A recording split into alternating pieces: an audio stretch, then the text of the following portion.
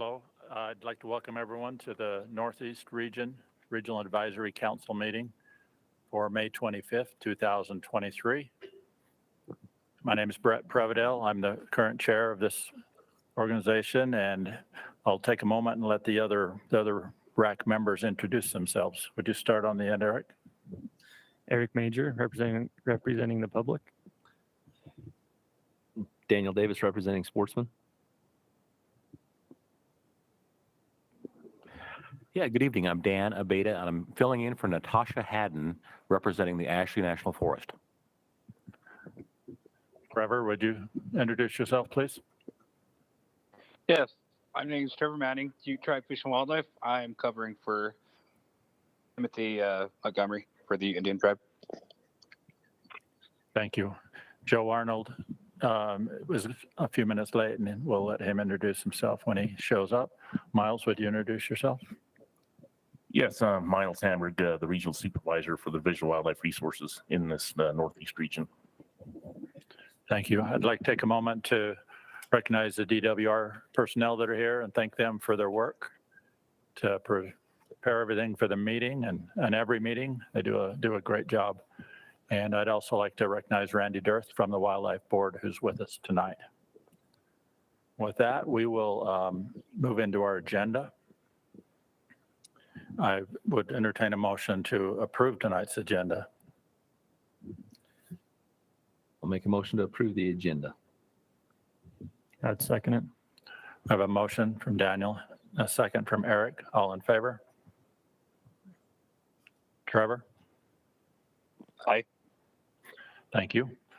Have you had an opportunity to look at the minutes? If so, I'd entertain a motion to approve or modify the minutes. I'd make the motion to approve the minutes. Seconded. I have a motion by Eric, a second by Daniel. All in favor? Trevor?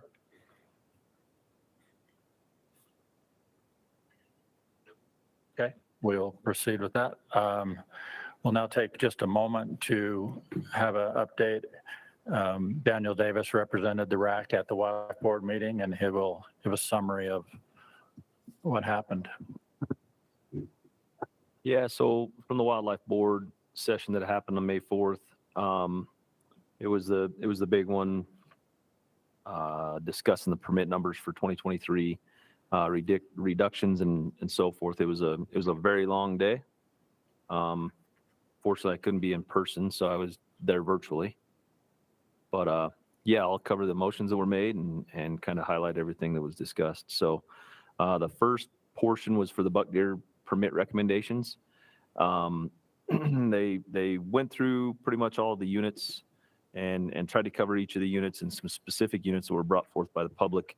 But there was a motion made to approve the permit number for general season buck deer on the following units: Chalk Creek 2000, East Canyon at 1700, Morgan South Ridge 1400, Camas 1700, and Ogden at 1900. That motion was made and had to be voted on by the chairman for a tiebreaker, and it passed. Then there was a motion made to approve the permit numbers for the central region. Exception for the Oker-Stansbury be cut to 2,000, and that passed 5-1. Then there was a motion made to approve 0 permit increases in the southern region, staying at the 2022 permit numbers, and fails with the chairman breaking the tie. And so that too went to a tiebreaker. Then there was a motion to approve the permit numbers for the southern region as presented, and that motion passed.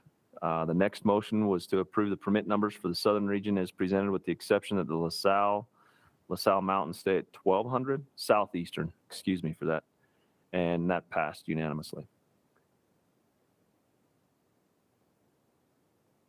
Let's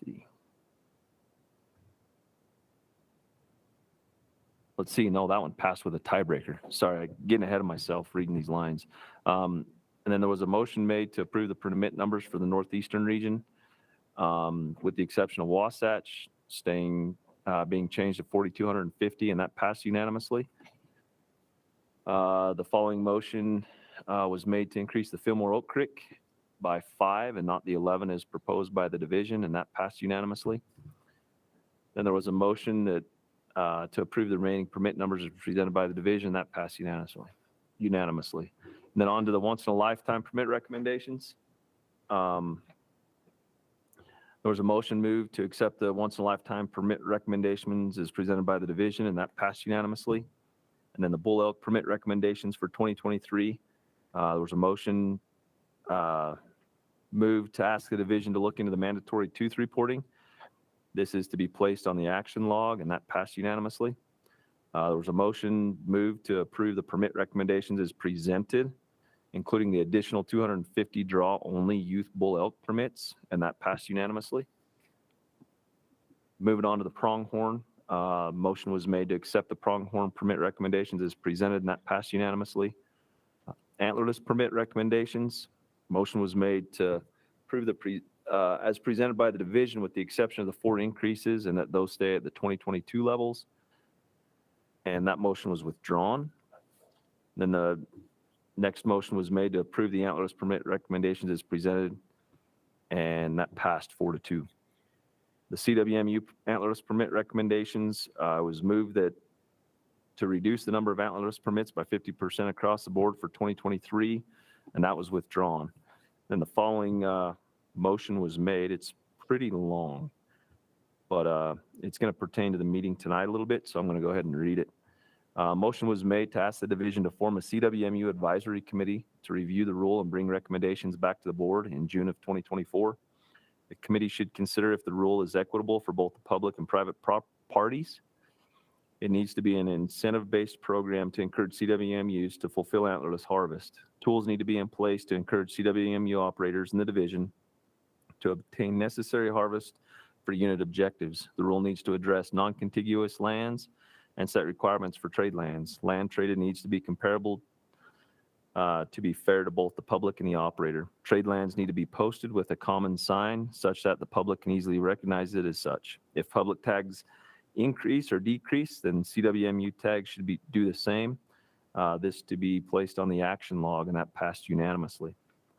Then there was a motion made to approve the Summit Point request for 6 cow permits, and that passed 5-1. Then there was a motion made to approve the remainder, and that passed unanimously. CWMU rule amendment. Motion was made to approve the CWMU rule amendment as presented by the division, and that passed unanimously with 2 recusing. Then the motion was made for the big game rule amendments to approve them as presented, and that passed unanimously. Big game rule amendments for technology. Motion was made to approve PEEP-mounted single lens clarifiers and verifiers for archery, and that passed unanimously. And then the motion was made to approve the 2-way radio band portion of the presentation, which was amended to apply to restricted weapons and hams hunts specifically. And that passed with a 4-2. Then motion was made to allow the match lock ignition and friction lock to be included in the restricted muzzleloader definition, and that passed unanimously. And then the last one I have is motion to approve the remainder of the recommendations as presented by the division. That passed unanimously. Thank you, Daniel, and thanks for representing the RAC on fairly short notice. Sorry to throw you in that. We'll now move. I'd like to welcome Joe Arnold to the meeting. Joe, would you introduce yourself briefly? Yeah, Joe Arnold. I represent the public, and I got stuck in a little road construction. Imagine that. Thank you. We will move now to the regional update with Miles. All right. Good evening, everyone. As you might imagine, it's starting into, well, it's always a busy time of the year, but right now it's busy because we can finally get out to the field. So snow's melting in a lot of places, a lot of our lower elevation areas, people can actually get out and do some work. So I know everyone's anxious to do that after a long winter of dealing with a lot of snow. So I don't have a long update tonight, but I'll go over a few things that's been going on recently and update the RAC. So go ahead and next slide. Just a reminder of being bear aware. Bear season is upon us. So just in the last couple of weeks, we've had 2 bears wander into Vernal, one just today, actually. And actually, Daniel Davis was able to help us with that. That bear was a sow that came into town. Didn't get into any trouble, really, so we were able to relocate that bear out into the wilds. So that was good. Same thing with a young bear a couple weeks ago here in Vernal. And so it's bears are certainly starting to wander around. We've had a problem bear, a nuisance bear up near Flaming Gorge and some of the private areas around Flaming Gorge Lodge. We were able to capture that bear this last week. So that was good. And then over the last few days, there's been a really young bear running around in Roosevelt area. Actually came really close to the high school. It's been spotted 2 or 3 times, but it's always on the run and trying to move around. So we've had a hard time catching up to it. But we hope that it'll move out of town and get back up into the wilds where it belongs. So a lot of work with bears. It's been an impressive team effort with our law enforcement folks spending a lot of time on that, our wildlife technicians and biologists spending time coming together as a team to address these issues. So anyhow, just a reminder to the public, despite it being a really wet year, we're off to a fast start in terms of bear conflicts. So hopefully the public will be careful this summer up in the mountains when they're camping, and that we can avoid any additional conflicts. Some other things I'll mention: Officer Corey Lilga is finishing up his canine training back in Indiana. So we'll have him completely trained. It's actually a long process of like 3 different sessions or 2 or 3 weeks each. So he's on his last portion of that, and we'll have a canine and an officer back in the region. Those are really kind of neat dogs to watch what they can do. In addition, officers are still working on some trapping cases and shed hunting cases and things as well. So it's a busy time of year. Our wildlife folks are working on nuisance issues, some damage claim settlements and those types of things that we're working through from this past winter. And then, of course, there's lots of field work ramping up. Let's go ahead and go to the next slide. Another thing in outreach section, we've got the Badges and Bobbers fishing event coming up on June 1st at the Old Fort Ponds. Incidentally, this is the bear from today, so I thought that'd be timely to show that image. On June 9th, there's going to be the first annual Wild Bunch shoot out at Buckskin Hills, and then followed the next day by the 34th annual Josie shoot. So the Josie shoot is a long-standing tradition here in the basin. It's a women's shoot, and on the Friday, the evening before, we'll be hosting a 22 rifle shoot for men as well. So that'll be a fun event for folks and get them out and enjoying shooting. And then the Fishing with the Fox tag fishing contest is underway right now, just starting up.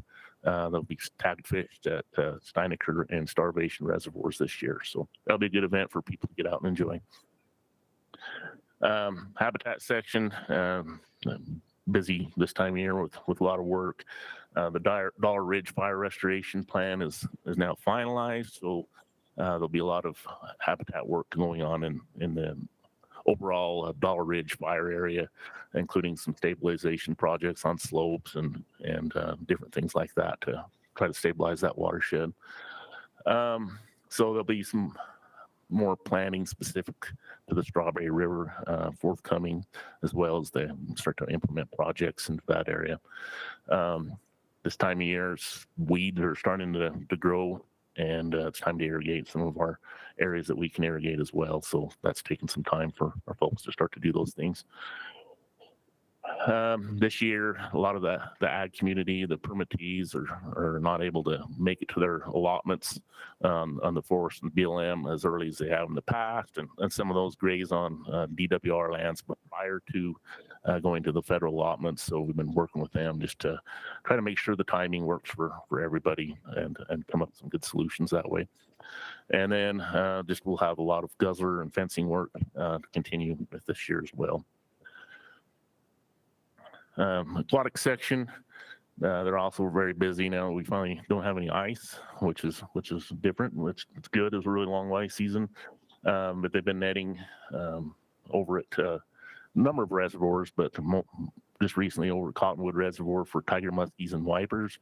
This is one of the tiger muskies. This is probably about a year-old fish, I believe, so they do grow really fast. So there's going to be some fish or some spills of the different reservoirs, like Starvation and Red Fleet, likely. And so we do have fish screens installed below those places, and it just helps prevent escapement of some of these predatory fish into the Green River system. So we're working on spawning Colorado cutthroat trout over at Lake Canyon Lake. We did have a partial winter kill there, so we're hopefully we can meet our quotas. But if not, we'll be taking some other eggs from the West Fork of Duchesne and as well. So hopefully we can get the Lake Canyon Lake, the numbers built back in there so we can have a more stable population for spawning in the future. Diamond Mountain Lakes, all the reservoirs are completely full and they're all spilling a lot of water right now, which hasn't happened in over a decade. So it's really cool to see that. We did experience very significant fish kills, if not total fish kills up there. Matt Warner, I think, haven't heard, but there was going to be some netting to evaluate that this week to see if there were any remaining fish. But overall, Calder's was a complete loss. And as mentioned before, the tag fishing contests are underway.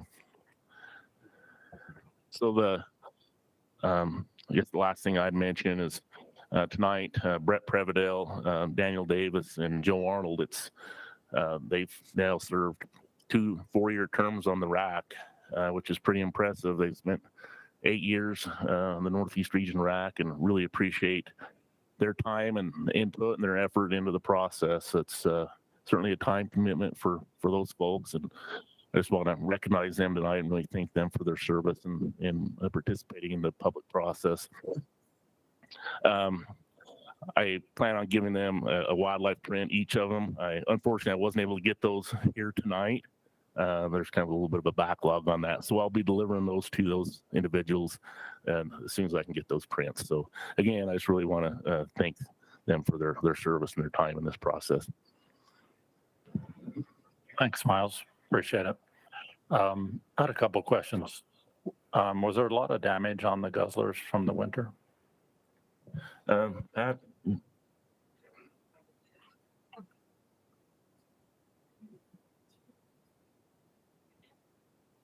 That's all right. Yeah. No, we haven't seen any damage, and we beefed up the design of those years ago just to withstand animals sitting on top of those, and basically designed it to be able to hold a truck at this point. So we haven't seen any damage this year from the snowpack. That's great. I had one more question, Randall or Pat. Whatever happened to sage grouse counts? Did they ever show up, or did they relocate, or what did they do?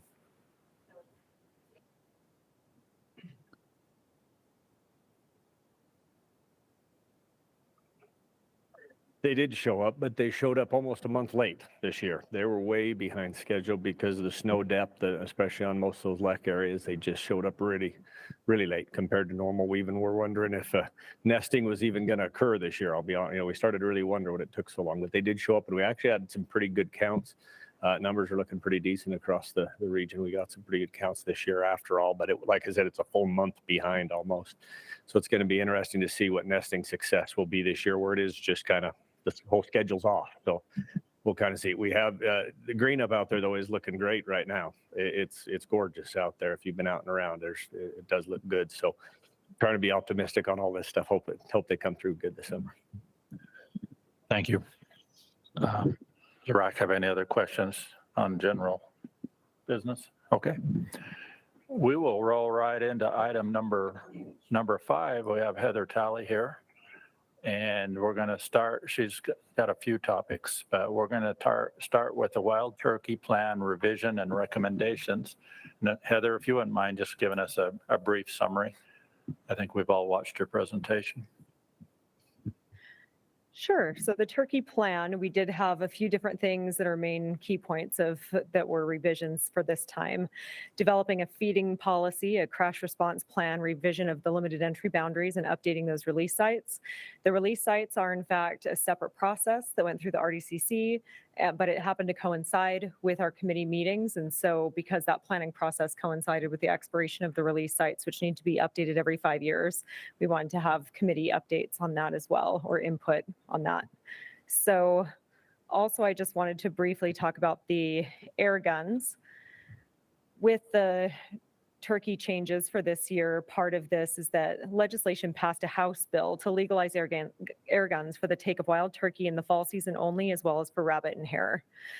So the bill states that a pre-charged pneumatic air rifle means a rifle that fires a single projectile with compressed air released from a chamber built into the rifle and pressurized at a minimum of 2,000 pounds per square inch from an external high compression device or source, such as a hand pump, compressor, or scuba tank. So that's the legislative action and just an informational item. As far as our recommendations for other minimum requirements, we are asking that the rules state that the air rifle will fire a single broadhead tipped bolt or arrow or pellet or slug during the fall turkey season that is 25 caliber or larger, weighs 18 grains or more, and is fired at a velocity to produce at least 30 foot-pounds of energy at the muzzle. So that's just to clarify anything on the air guns. Some other things that did have come up in other RACs are just the proposal that was sent out by Youth Hunter Voice. And they've been really great partners, and we really appreciate all of their comments and suggestions. And some of the issues that we would see with unlimited youth permits for the limited entry turkey season is just that we're still allowing for some more breeding to occur before we're opening that season up to everyone, which is why we have that limited entry and have targeted numbers for each of the regions or each of the hunt areas. So we don't think that it would be a good thing biologically to open that up to every youth.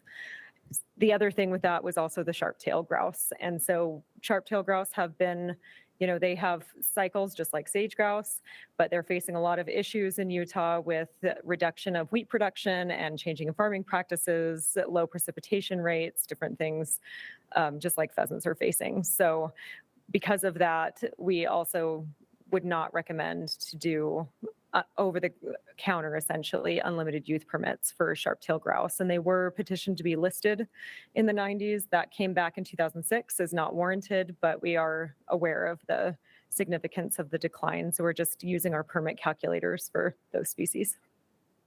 Do you want any other summary, Brett? No, thank you.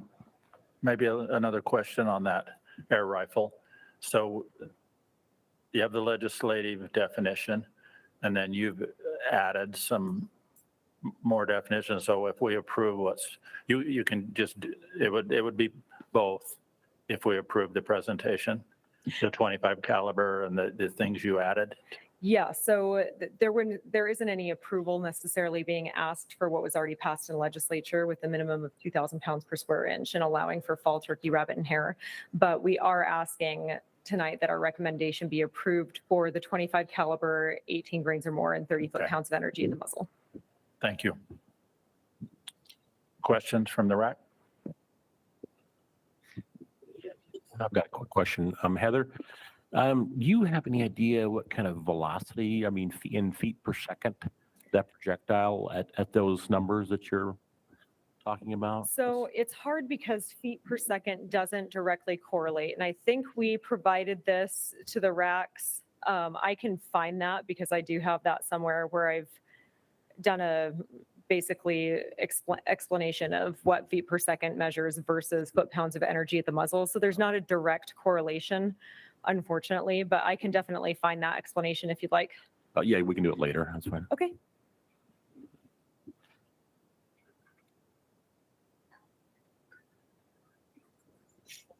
Any other questions?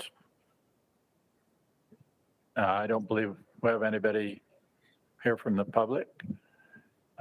Miles, was there any comments that came in on this?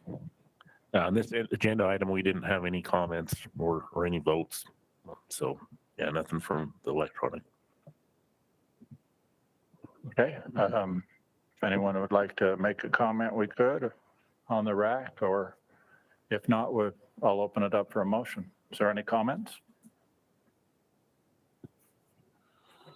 I Okay. just say, watching the rest of the RACs throughout the state and seeing the discussion and dialogue come out of this, it's pretty cut and dried for me that they've done a good job on this recommendation. Thank you. Would you like to follow that with a motion? I'll make a motion to approve as presented by the division. I have a motion by Daniel, I'll second that. a second by Dan. All in favor? Trevor? Yes. Thank you. Motion passes unanimous. Heather, you can roll right into the upland game recommendations. Great. So we don't really have much to present on that. Really quickly, I want to say I found that email from 2020 and I just forwarded it to you, Brett and Dan. So Brett, if you want to forward that to the rest of the group, that would be great. And as far as the upland game, we're not really recommending any changes. There's just the air gun circumstances we already covered and the sharp-tailed grouse mentioned. So that was it. The air gun would not apply to anything except for Rabbit and hare rabbit and hare. and fall wild turkey. Yeah. Okay. And wasn't there a recommendation to make it a 3-year proposal instead of an annual? Or is it already a 3-year? There was something that, Oh, for the guidebook cycle? Yeah, it's already been a 3-year proposal now for the last, I don't even know how many, but that's since not a before I new, that's started. not a new thing. So, Right, right. so the seasons and everything that are in there, this will be for 3 Yep. years on from now forward. Yes. Okay, thank you. Go ahead. Yeah, Heather, can you speak to the effect the winter had on the turkey population statewide? So that's a great question. I know that up here we didn't have too much winter loss, it seemed from, and of course Randall's here and can speak to that, but we had a lot of turkeys on private lands and I know that they were finding shelter, finding a lot of refuge from the deep snowpacks up here. In the northern and central portions of the state, we did definitely see some winter kill and there was some feeding that occurred in the northern region. Also in southeast region, there was also some feeding that occurred. It was not necessary in the southern. And the southern region did translocate more turkeys than all of the other regions. So I think we did about 1,200 this year, but I can look at those numbers as well for the translocations. And the way that we have our population estimates, because we use the documentation of the take of TOMS accounting for approximately 10% of the population. It's kind of a retroactive estimate. So once we get our harvest data back from this spring, then we're able to tell a little bit better what our populations and what the effects are from that winter kill.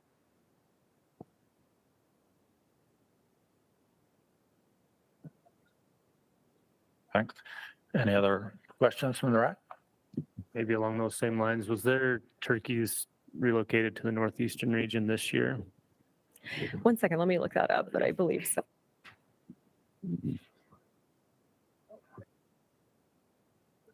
And save Heather from looking it up. Yeah, we brought some in from the northern region. They had a couple of loads that they were able to trap and bring some. And then we did some relocation within the region too. We had a few spots where turkeys were concentrating a little too much and folks wanted them reduced. And so we were able to trap a number of those and move them around too. So yeah, I have been seeing a good number of turkeys this spring out on a lot of the private land areas the last few weeks. It seemed to be the lower ones, at least, that had good feed to get to, seem to have done quite well. So.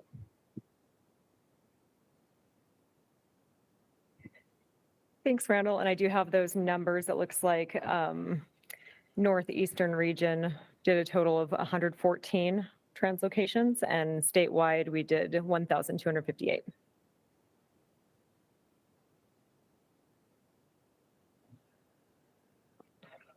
Okay, if there's no other questions on this, I'd entertain a motion.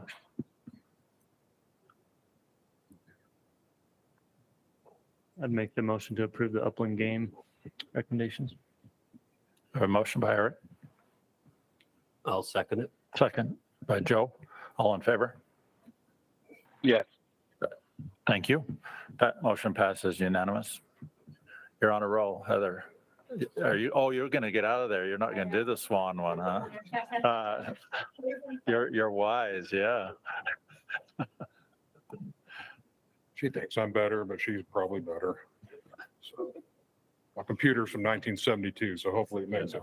So I'm Jason Jones. I'm the new waterfowl coordinator. I've been with the division in the waterfowl program for 18 years, working as a waterfowl manager, but I'm new to this position. So Welcome to Northeast Region. I appreciate being here. And the topic on this item will be the waterfowl rule and the swan hunt recommendations. So if you want to just give us a little summary overview.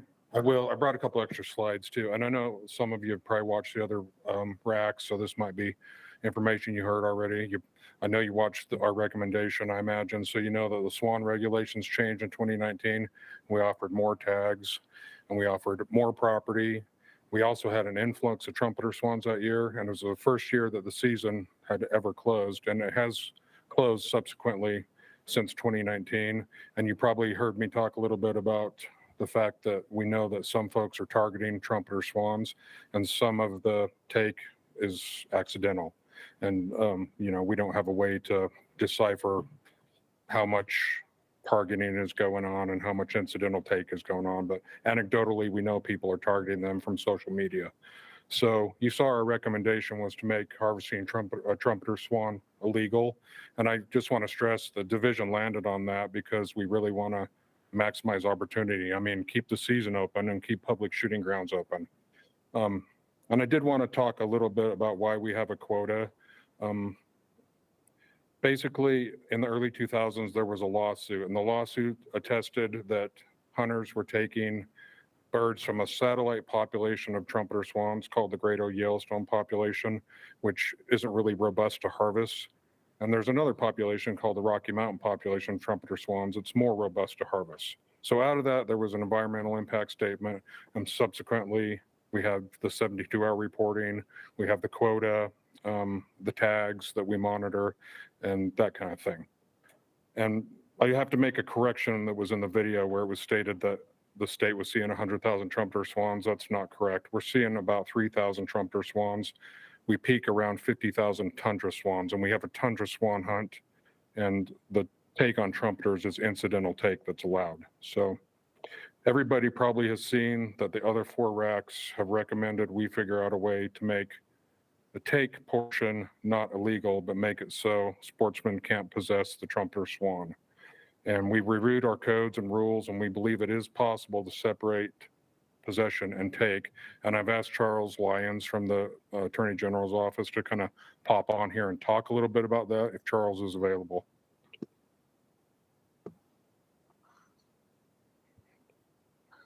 I am. Can you hear me okay? Yeah, I can hear you, Charles. Okay, great. Well, that's good enough for me, as long as you can hear me. So yeah, we've discussed this quite a bit, and based off of the Central RAC's original motion, and so there was some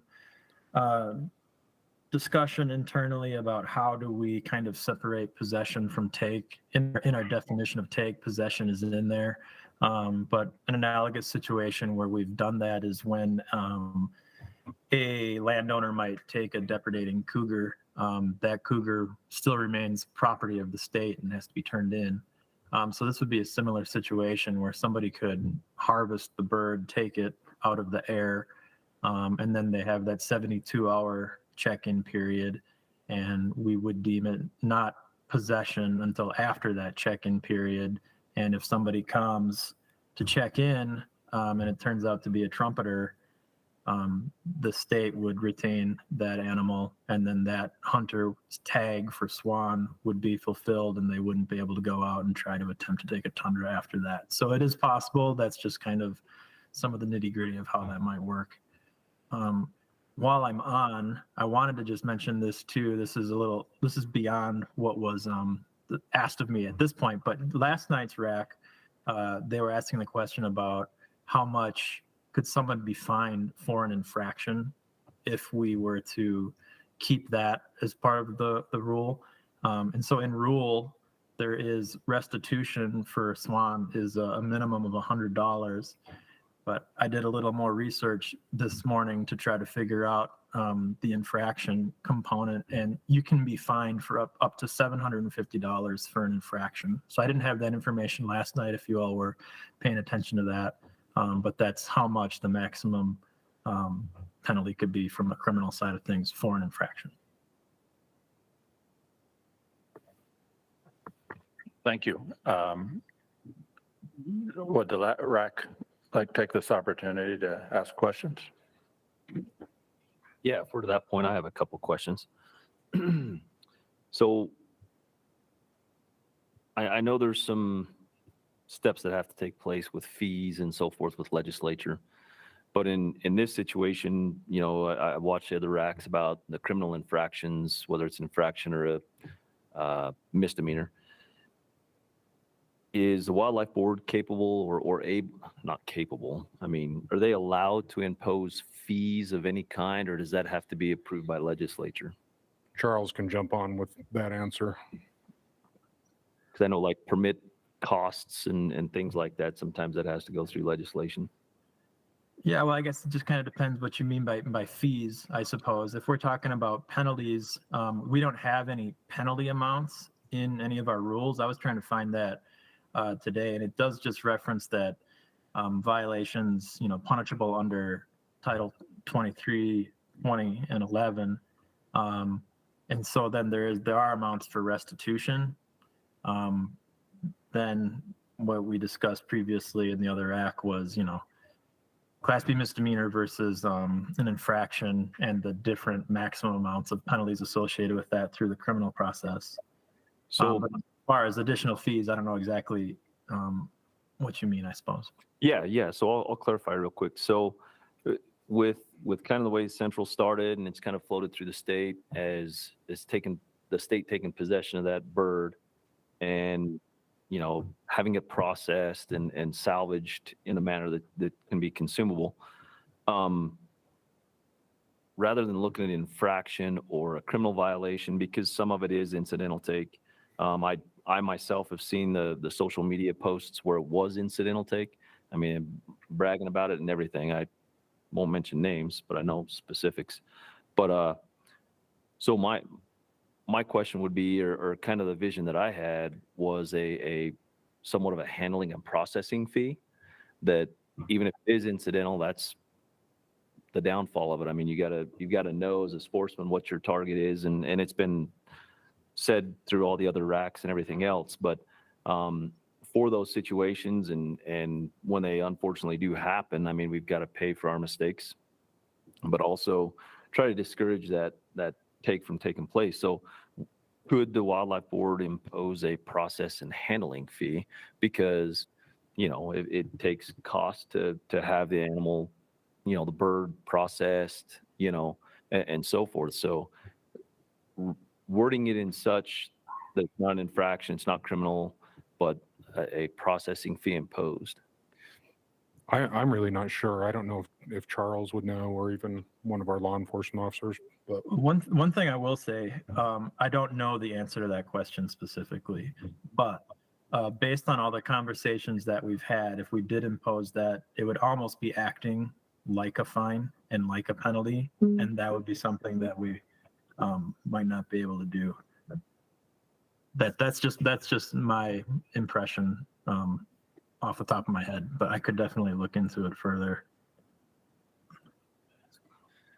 I did just get a text message, if you want to weigh in, that the legislature would need to do that from the director's office. Somebody's paying attention closely online. So yeah, the Wildlife Board cannot do that. That fee would have to go through the legislative process. An alternative to that fee is, I know there's a 5-year waiting period, right? there's still a 5-year waiting period on the book if you take a trumpeter.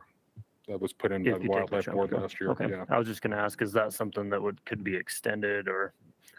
But The that's already there. Wildlife Board could do that, I imagine.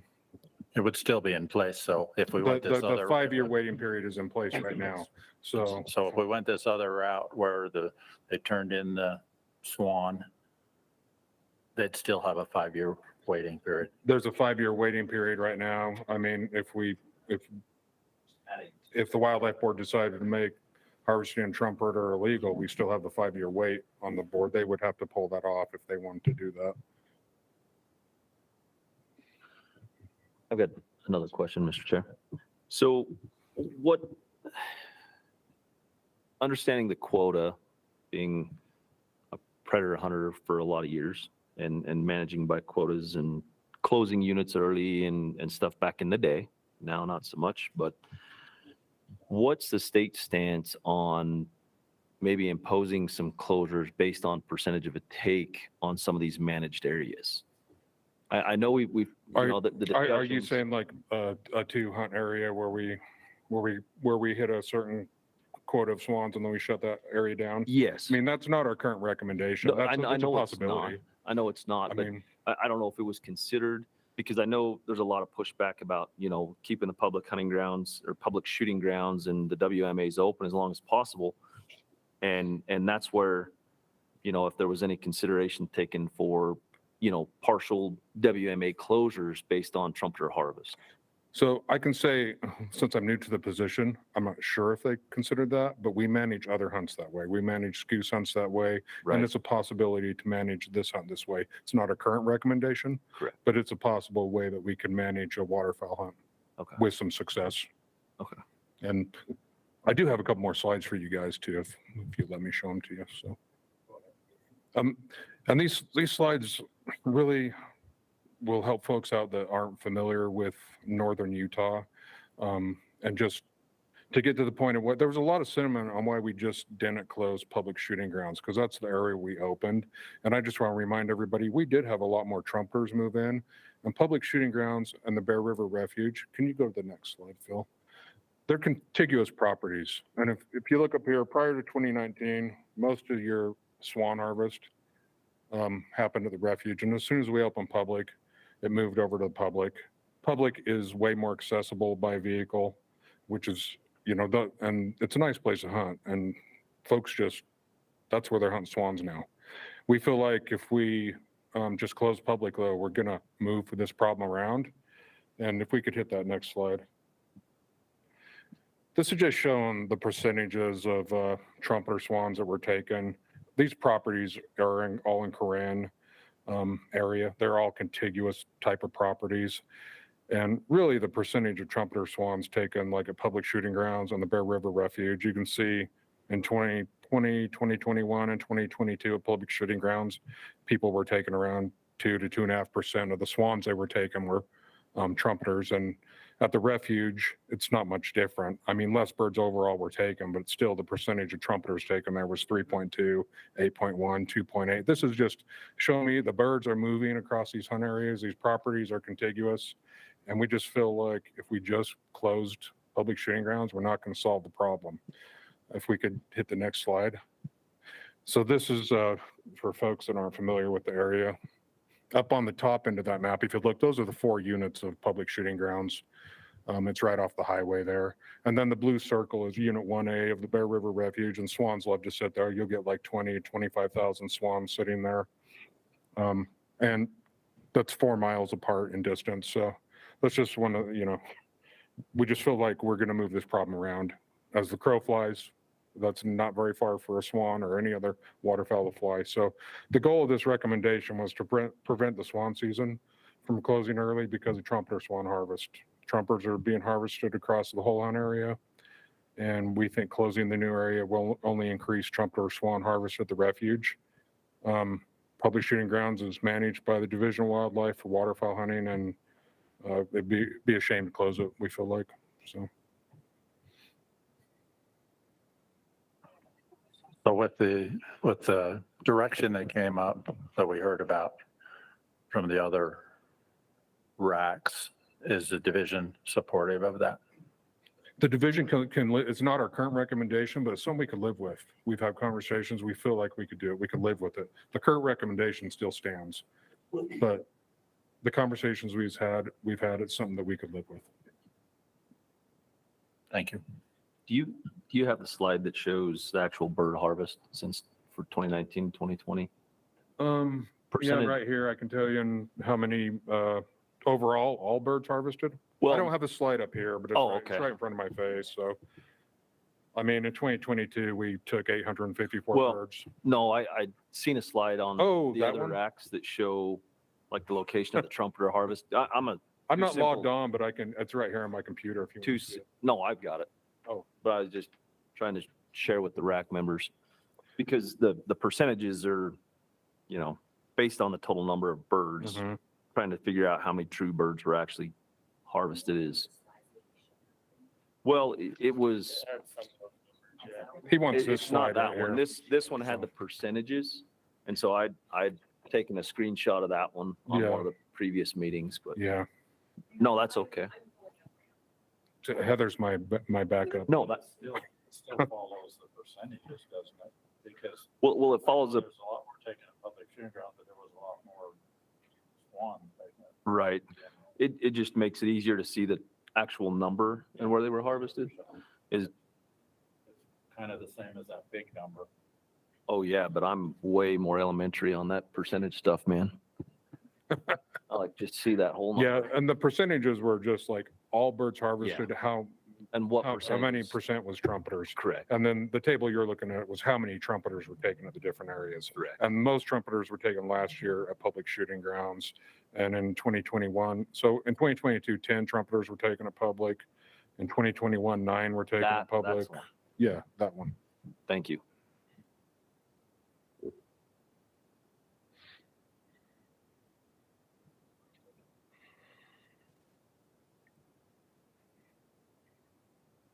You ask questions you had? Some more questions?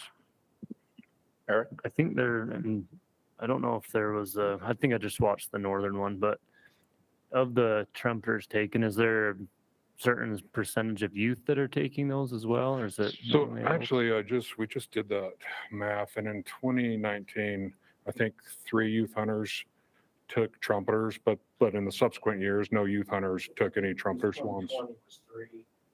Oh, you saw it? I have it right here, actually, Mhm. but I have to pull it up. Right. I have to find it, guys. Just give me a minute. But he's probably totally correct, so. Yeah, do you remember it right off the top of your head? It was, It was 3 in 2020, 0, 2021, 0, 2022. so not very many. Then I think there was 85 or so total trumpeters taken from 2019 till now, so. Did that number play into effect why the division chose to go with more of a criminal infraction, punishment? The youth hunters?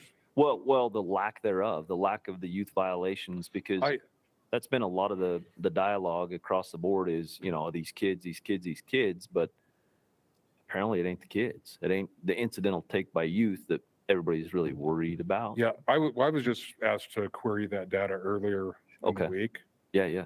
to see how many youth hunters actually took trumpeter swans. And like I said, I'm kind of new to this position, but No, I don't believe that was part of their discussions when the recommendation was developed. Okay. So, Maybe another question to that is how many youth are taking swans? Like, is there only a few, or is that a 15% youth preference as well? So assuming that there's probably enough youth that are filling that 15% number. yeah, I don't think I can give you that number right now. I could later if you No, want me to. that's all right. Yeah. I guess that's kind of my concern too. I had my son accidentally killed a hen turkey without a beard, and it was pretty devastating. And on top of that, if it would have been a misdemeanor or something like that, I could see where that would be like, I'm never hunting turkeys again. I don't want that to ever happen again. What year was this? Oh, 2022. Total youth that drew in 2022, 458 youth drew last year. So 17% of the permits went to youth. So you're the best, Heather. So.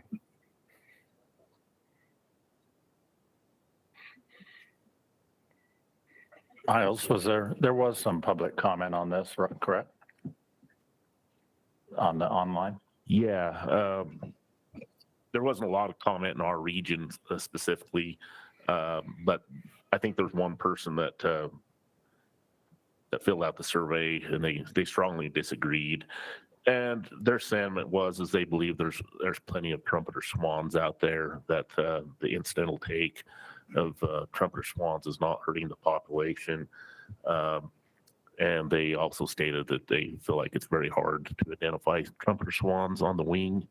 And so therefore the changes wouldn't make sense to them. So that was the comment. Maybe while we're on that subject, whether there's a lot of trumpeters or not, the quota comes from the U.S. Fish and Wildlife Yeah. Service, and that's fixed, right? Yeah, we don't get to decide. In the future, we could hope to show that we don't need a quota, but we need to collect a lot more data, and the data would have to support that, and we have to take it to the flyway. But we don't get to decide if Right. what the quota should be. Just We have like- to live with the 20 bird quota right now. Just like Sandhill cranes, we're given a quota. Yeah, we're given an And that's what we- allocation on those every year, and we have to live with it. So Go ahead. One question, and maybe I should have done my research, but it just kind of popped in, and I don't recall if anybody else asked this, but in the other western states in the flyway, is it legal to possess a trumpeter in those other states, or have they held to that same restriction that we're kind of looking for? So we have a swan hunt in Nevada, Utah, an extremely small one in Idaho, and we have one in Montana. And there's a 10 bird quota in Nevada. They only hand out 50 tags in Idaho, so they don't have a quota. We have a 20 bird quota, and Montana doesn't have a quota.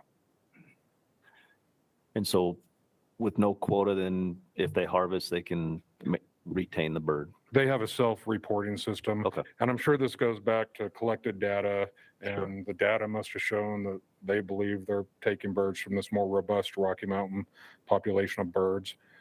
That's how that would have played out. Okay.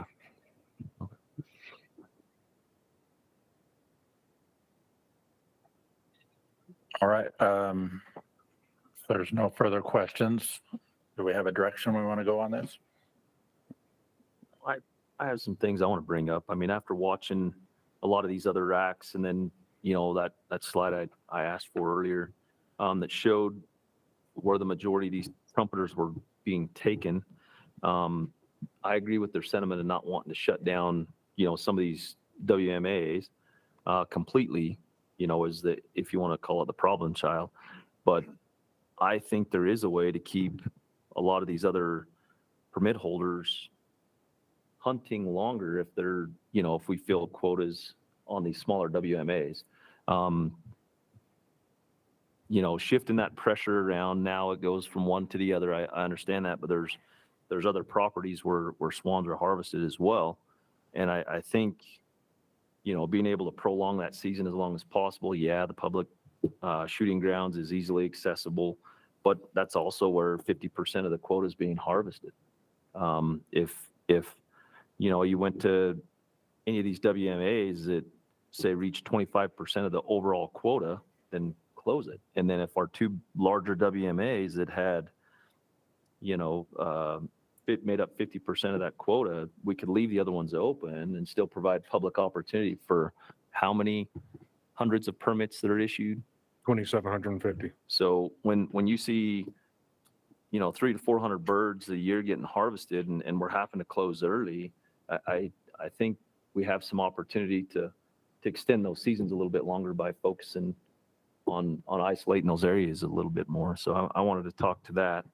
And then, I was hoping we could maybe implement a processing fee, because they've got things of that nature, but that doesn't look to be the case. So that's kind of where I'm at. Could you put the slide back up that show the percentages?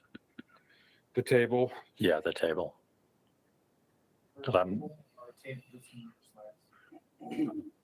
the one that showed how many swans were taken in each of these units. Can you throw that up, Heather? I'm sorry. Not trumpeter specific, right? The total number. I'm just trying to do the math on what you're saying to see if I agree with that or not. Maybe, Phil, can you throw up the other table with my percentages? Maybe that'll help.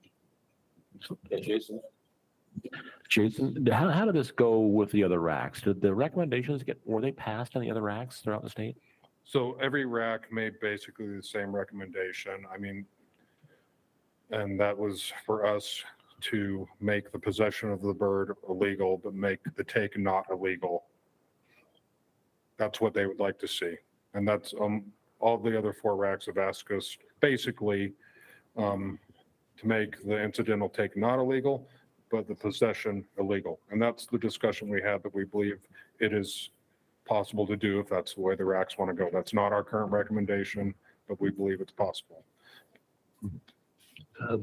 That's the slide I was referring to.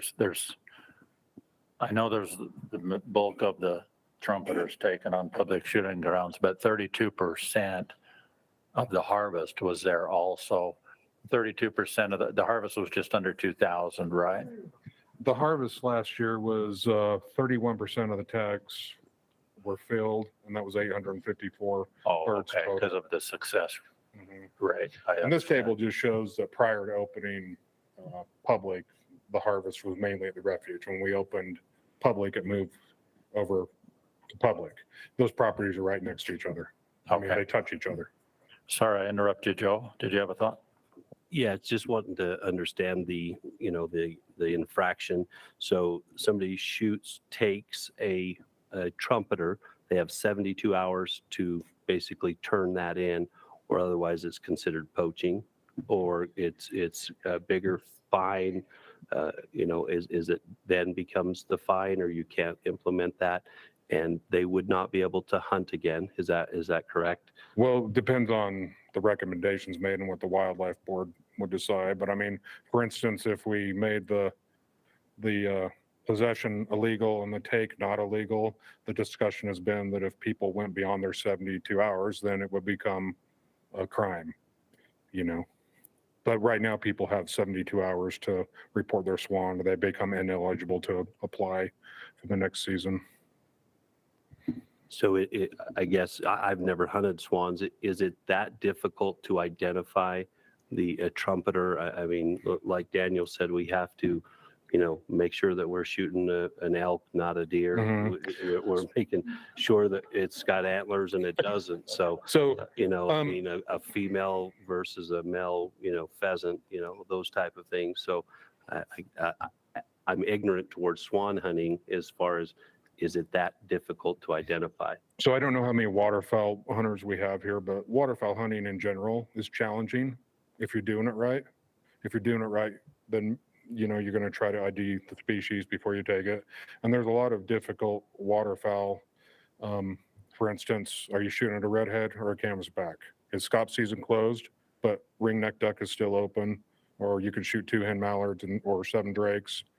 Or you're looking at 2 big white birds, but one is much larger than the other one, and they have different vocalizations. But if you're a waterfowl hunter and you're trying to be ethical, you would know that you would have to pass up on a lot of shots for all kinds of ducks. I mean, if you had bad lighting and you already had 1 pintail and you took other shots, you're probably going to shoot more pintails.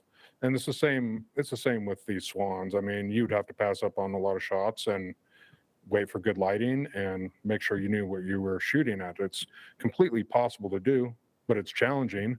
And, waterfowl hunting, I always think requires like a good mentor. I had a good mentor. Not everybody does. So some people are going to find it very challenging and others are not. So it depends on your skill level, I guess. But we are asking hunters to find some skill level in this. So. There's a significant size difference. And there's a vocalization difference. And that's the 2 primary. The easier ways. Then there's if they're real close, there's different markings on their head. Yeah, it's when we get them in hand that we use a bill measurement. It's not, other people have got confused and talked about how can we look at the bill when they're in the air. I mean, you're looking at the size of the birds and the vocalizations. When we get birds in hand, we look at bill characteristics and we take bill measurements. So To admit some of that ignorance, how long, what's the length of the swan season? oh, it goes from the first hunting, So the first Saturday in October till the second Sunday in December, I believe. So it's not a rush out and shoot the first one you see, you know. If you're going to question your target, then Right. better to pass than. yeah, and It's a long, swan season doesn't get good till like late October and early November, and that's why it's a shame that I think it closed right the day after Thanksgiving last year. So there's about a month when there's Yeah. good population, right? there's about a month when it's really good. Yeah, they start up north and they work their way down towards the like Farmington Bay and the South Shore Duck Club marshes by early December.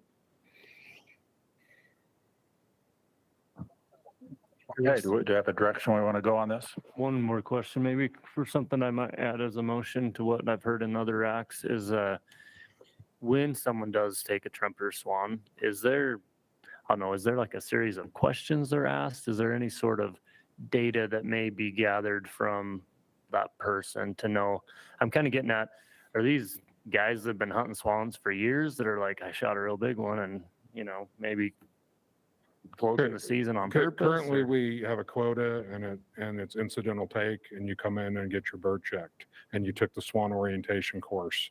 And in the course, I mean, it's evident that we have a tundra swan hunt, and we are not suggesting that you should shoot a trumpeter swan. Incidental take is like accidental take. We have a tundra swan hunt, it's not illegal, so I should do a hunt. We have a tundra swan hunt with 20 bird quota for accidental or incidental take, however you want to characterize that. Yep. Does that answer your question?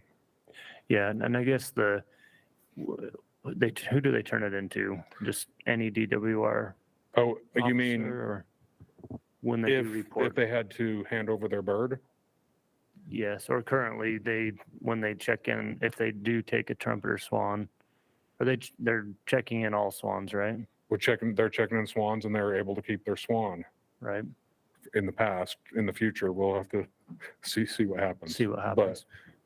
Well, so what was, I think where he's going, is that done at any regional office where who sees? So yeah, people bring them into the regional offices. The conservation officers will check swans in our area. They have a check station at the Bear River Bird Refuge. Like the waterfowl managers will check them. I was the Farmington Bay manager, and guys would know me, so they would come down and get their swan checked. So that kind of thing. I just wonder if there's anything that could be implemented so that there's data collected on those accidental or incidental takes that you can then refine this in the future, knowing like who and what is it truly accidental. Going back to probably that question is, do you know, is it really accidental, or are these guys seasoned waterfowlers that should have known better? So the knowledge we have about the trophy hunting is all like anecdotal, because we have a lot of waterfowl hunters that work for the division, like up in the region offices, and there's a lot of the social media, and they'll be like, check this out, somebody just shot this, and then it comes into the region office to get measured. So that's a lot of the anecdotal type stuff we're seeing.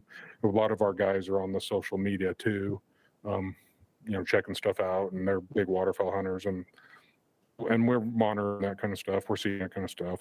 And as far as them collecting like data on that stuff, it's all anecdotal, so far.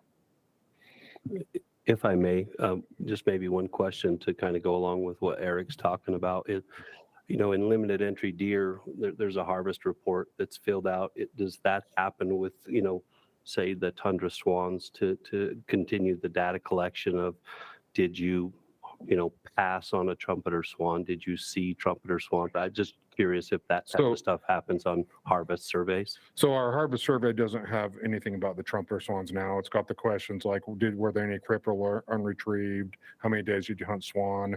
And that's the part of your hunter questionnaire you have to fill out, whether you did or didn't harvest a swan. And that's the data collected on it currently. There's nothing about trumpeter swans on there, because in the past, one trumpeter swan might get shot a season, or none would get shot. There were not very many in the state, and our data collection all centered around tundra swans. Yeah, thank you.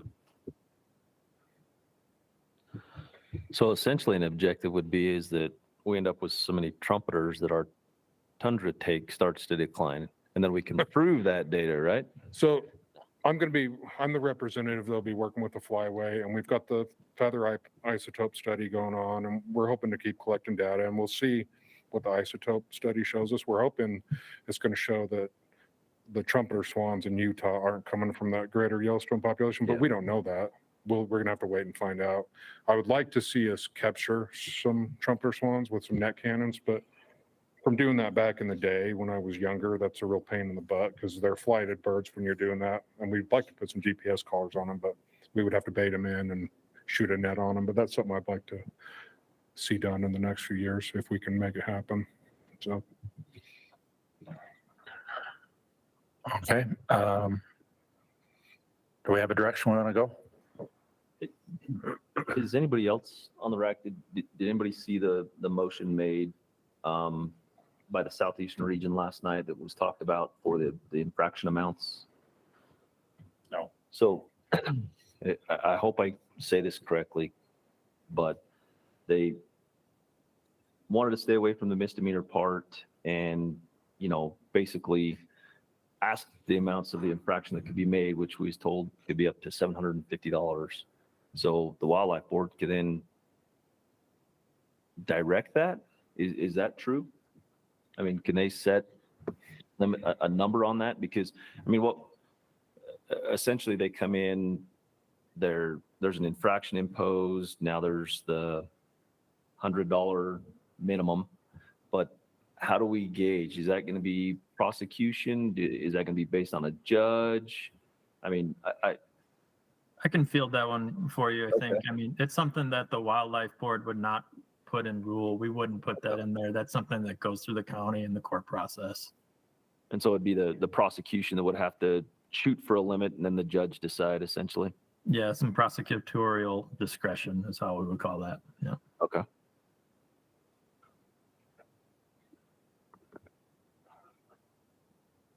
So is it safe to say that their motion mirrored the rest of the regions on Yeah, for the most part. not making it a criminal offense, but just Mhm. an infraction?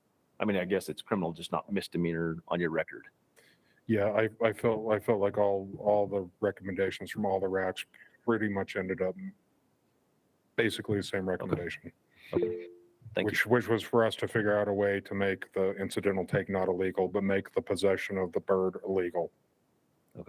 So we're basically hoping that successful prosecution based on intent would help deter and not just be $100 slap on the hand. Well, I think what all the RACs want is they don't want to see people have something on their record, but Correct. they want us to be able to take that. And I do feel like taking away the trophy will be helpful.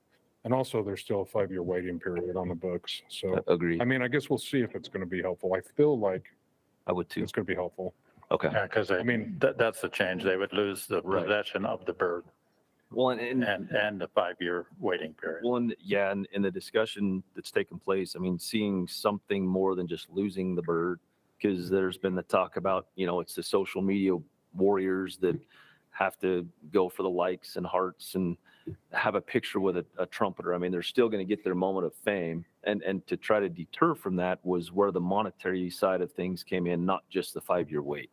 And so that's where I was hoping we could land somewhere with a value, but if it's going to be prosecution based and court process, then but again, our recommendation was to make Yeah, it illegal, criminal. which I think Yeah. has more teeth, but that's not what the other RACs have wanted to do. So. okay.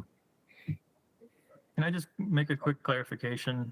I just want to mention that there's a subtle nuance in the motions that were made by the RACs. So the central RAC, they didn't want to have any criminal component infraction, not even considered. Take that away. So it's really just you lose the bird, you fulfilled your tag, and you can't go out and take a tundra. And then the Northern RAC they just adopted what the Central RAC did. Last night's discussion focused on, they wanted it to be an infraction and nothing more. So that's a subtle nuance. So we've got two different ways of going about it through the RACs. They wanted it to be that criminal component, but not a misdemeanor, only an infraction. So that it's safe to say everybody on our RAC's comfortable with them losing the bird and having a 5-year waiting period, right? At a minimum. Okay, so I guess we're headed in a direction, but let's discuss that other component of whether there should be a penalty, whether it's an infraction or whether it's a violation. Is that the correct term? The violation. And then we can maybe move this forward. So I would be in favor of the infraction personally. I mean, working in the industry that we have here in the state, I mean, they're still a migratory bird. They're federally protected. They're a protected species in the state. You know, I mean, if it was incidental and it was a complete accident, I mean, the judge is going to see that. I've seen and heard of issues where people have violated some of the rules and had to go before, and they've been very lenient to that and not very strict and stringent on it. But then there's those that did it out of malice and they paid tremendously. So I think there should still be some accountability there. Just losing the bird, I mean, I think there just needs to be a little bit more. Well, I'd entertain a motion then and see how it goes. Go ahead. I'd love to. You got the dollar amount? No, and that was the question I had. No, we can't set that. It's just, yeah. You can define whether it's an infraction or a violation, but that's it. So I'm gonna try to nail this in one motion. I move to impose a WMA closure based on the trumpeter harvest at 25% of the state objective, and to impose an infraction to fall in line with the recommendation made by the Southeastern region. That also mirrored the rest of the state with the not making it a criminal, a misdemeanor, and the state would confiscate the animal on check-in. Let me restate that. We have a motion on the table to impose a swan hunt closure on any WMA once it hit 25% of the state quota, which is 20. So it would be 5 birds under the current quota. And then recommend that the trumpeter swan is seized and a 5-year and an infraction. Okay, that's the motion. Do we have a second? What's the current recommendation on the closures, the percentage? I guess I'm unaware of that. There's no current recommendation of any closures by the DWR. I thought they were saying they closed something So they- last year. Statewide limits 20 birds. Yeah, Oh, okay. statewide, And so the once we whole hit hunt. 20 birds, even the tundra season stops. Oh,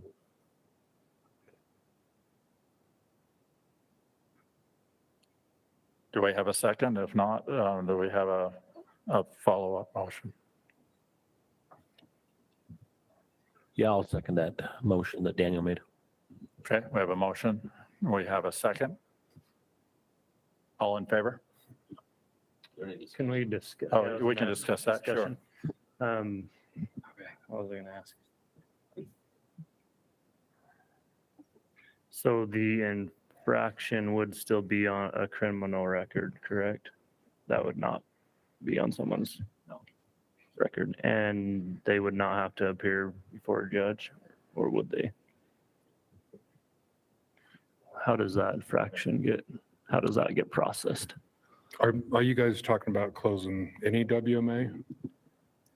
The specific one, probably. Well, you asked Well, that. to finish his question on the infraction, would they have to appear before a judge to determine their dollar amount? Yes. That would be, And then the motion that I had would be to close it, the specific WMA, Which one? any that reaches 25% of the total trumpeter quota. So if public shooting grounds hit 5, public shooting grounds would close, and then the pressure would be dispersed amongst the rest. And then if it goes to Bear River and they hit 5, then that unit would close, and then they would disperse to the rest and just try to prolong. The intent was to prolong that tundra season as long as possible. So what if the refuge hits the quota because they're not state ran? They're not a state WMA. Well, but can we as the state close the refuge to? The national. No. It's federal. Well, I get that, but Could it be seen as like? but a we unit? manage the season, the permit numbers and everything else, right? So how can we not? Right. How can we not? We're just clarifying, we're not, what we're talking about, so. My supervisor is making sure he understands what you guys are wanting to do, so. Yeah, so just to be clear then, I mean, if we can't close swan hunting on the refuge? We could close swan hunting on. Oh, refuge, okay. Yeah. Oh, shoot, I was like, well, wait a minute, we manage all the other WMAs and, okay. So we are capable to do that. Mhm. If I may, are you a biologist? I was a biologist. Okay. Now I'm the coordinator, so. Any effects that you would see, you're professional on the proposal that's being made, just so that we're, doing the right thing for the animal and for the hunter both?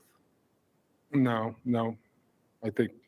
I don't think there's any biological effects from your recommendation you're making. So. One other question in terms of timing. So one of the thoughts I had, and I should have said it earlier, but I wondered, could we do this for a year? Like if the wildlife board decided to allow not allow, but if the proposal would be that if you took a trumpeter swan, when you report it, it is confiscated, the possession's taken away, and then they have the 5-year waiting period. If that was to be implemented next season, do you feel like a year, maybe 2 years, just to fill out if that is going to deter the take or not? I think if the swan season closes early next season, we're gonna know. Right.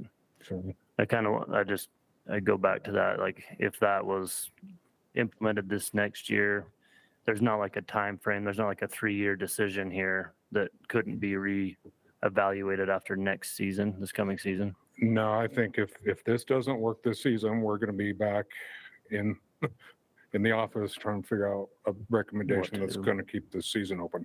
Right. So, if the swan season shuts early, we're gonna have to reevaluate what's going on. So, That's been my thoughts anyways, is like try this out and then maybe take it up a notch with the penalty and infraction. But I'd support the infraction too. I believe I'm seeing the division people cringe when they talk about the RACs closing. Their job is to manage. And I don't know how many have swan hunted.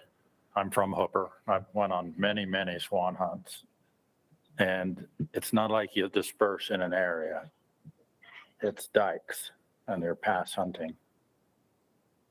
And so you can't really, they don't set up decoys. I mean, very few people do. And I'm not sure you can move crowds around because it's on edges of the bays and it's out on the dikes.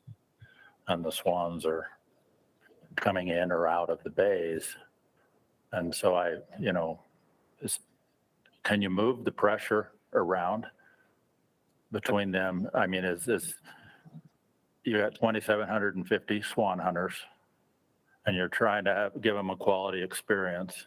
If you start concentrating them, is it going to defeat the purpose and they're not going to be able to get swans, or what do you think is going to happen in that scenario?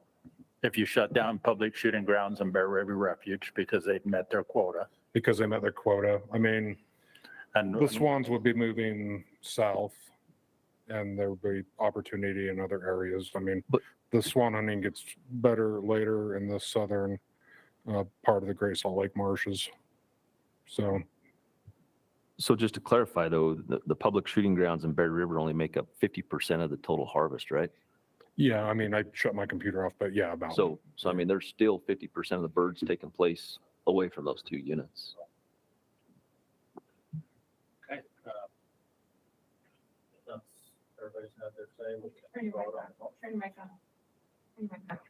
Okay, if everybody's had an opportunity to weigh in, we have a motion on the table.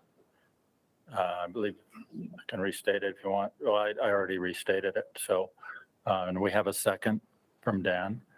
I'll call for a vote. All in favor? Aye. Okay, motion passes unanimous. Thank you.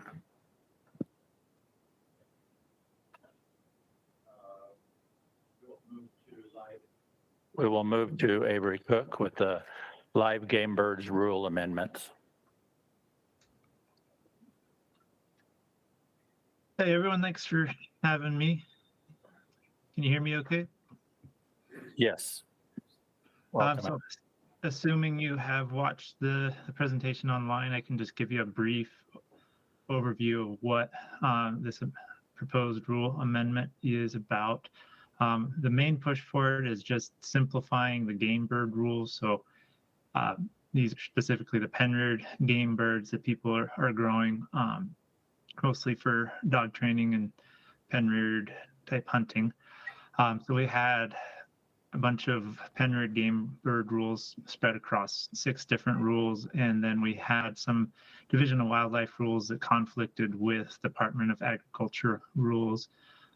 So we are having basically consistency between Division of Wildlife and Department of Ag, and they're essentially getting the poultry species, and the division is taking these kind of sporting game bird species to manage. And with that, we've had a couple comments throughout the RAC process. One was that our definition of a pheasant was a little limited. So our initial definition was just the genus Phasiensis, which is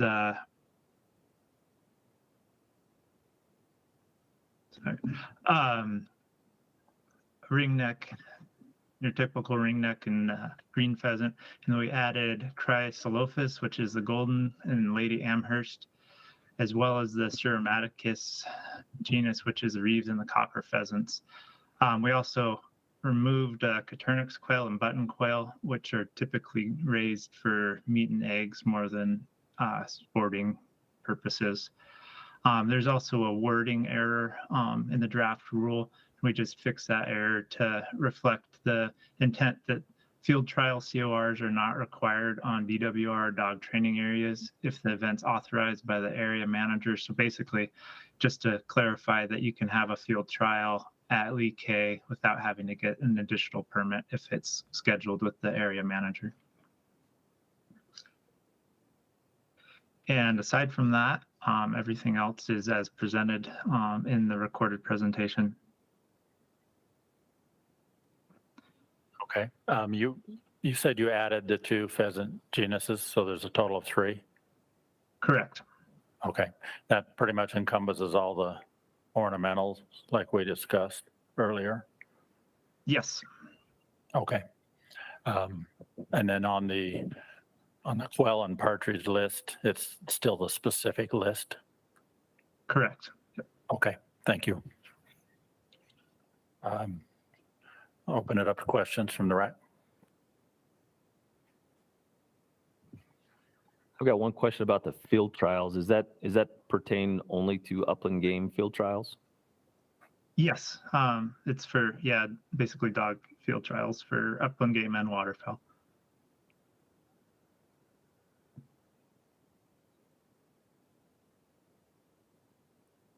Miles, was there any public comment on this item?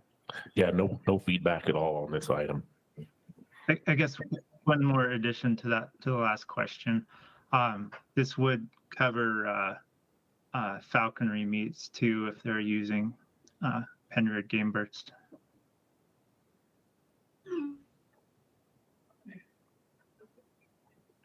Okay. So, well, basically we're putting all the rules in one place now and making them mesh with the Department of Ag and Food where there was some contradiction or Yep. lack of Yes. definition of whose responsibility it was. Is everybody good? We're ready to make a motion? Okay. Yeah. I'll entertain a motion. I'd make a motion to approve the 2023, oh, it just ran away from me. Recommendations as stated. Okay, we have a motion from Eric. Do I have a second? I'll go ahead and second that. Second from Dan. All in favor? Yes. Yes. Thank you. Motion passed unanimous. Thank you, Avery. Welcome. I got a message too that might need to revisit the waterfowl motion to just make sure that the rest of the waterfowl rule changes were accepted.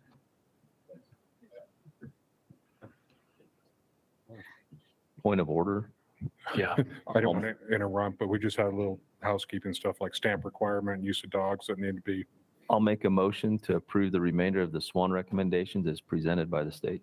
Waterfowl. Or waterfowl. That one. Do we have a second? I'll second that.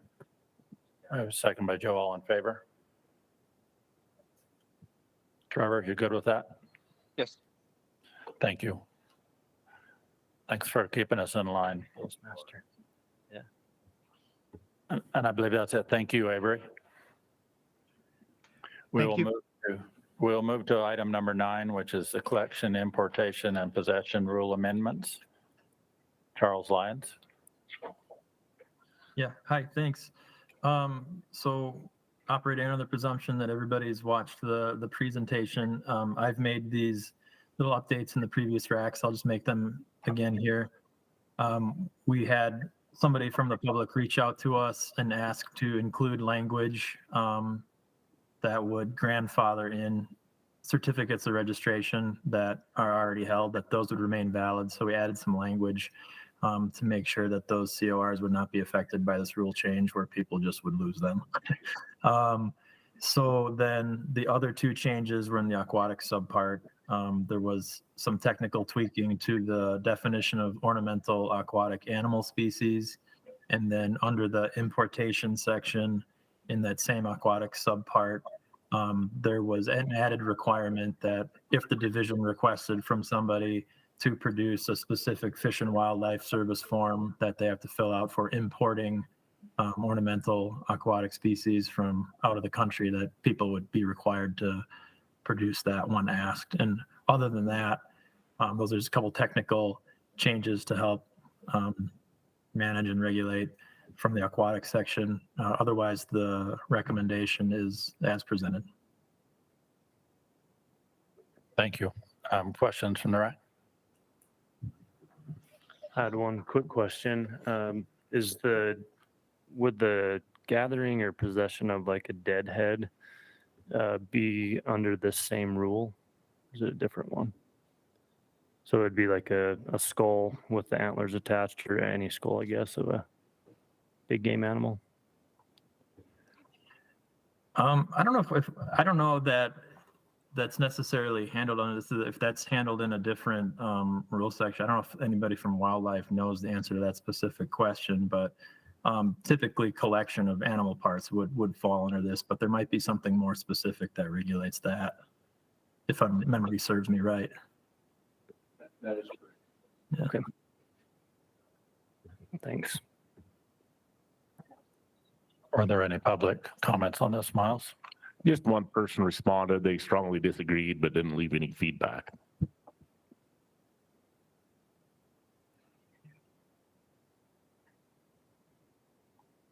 Any further discussion? Okay, I would entertain a motion.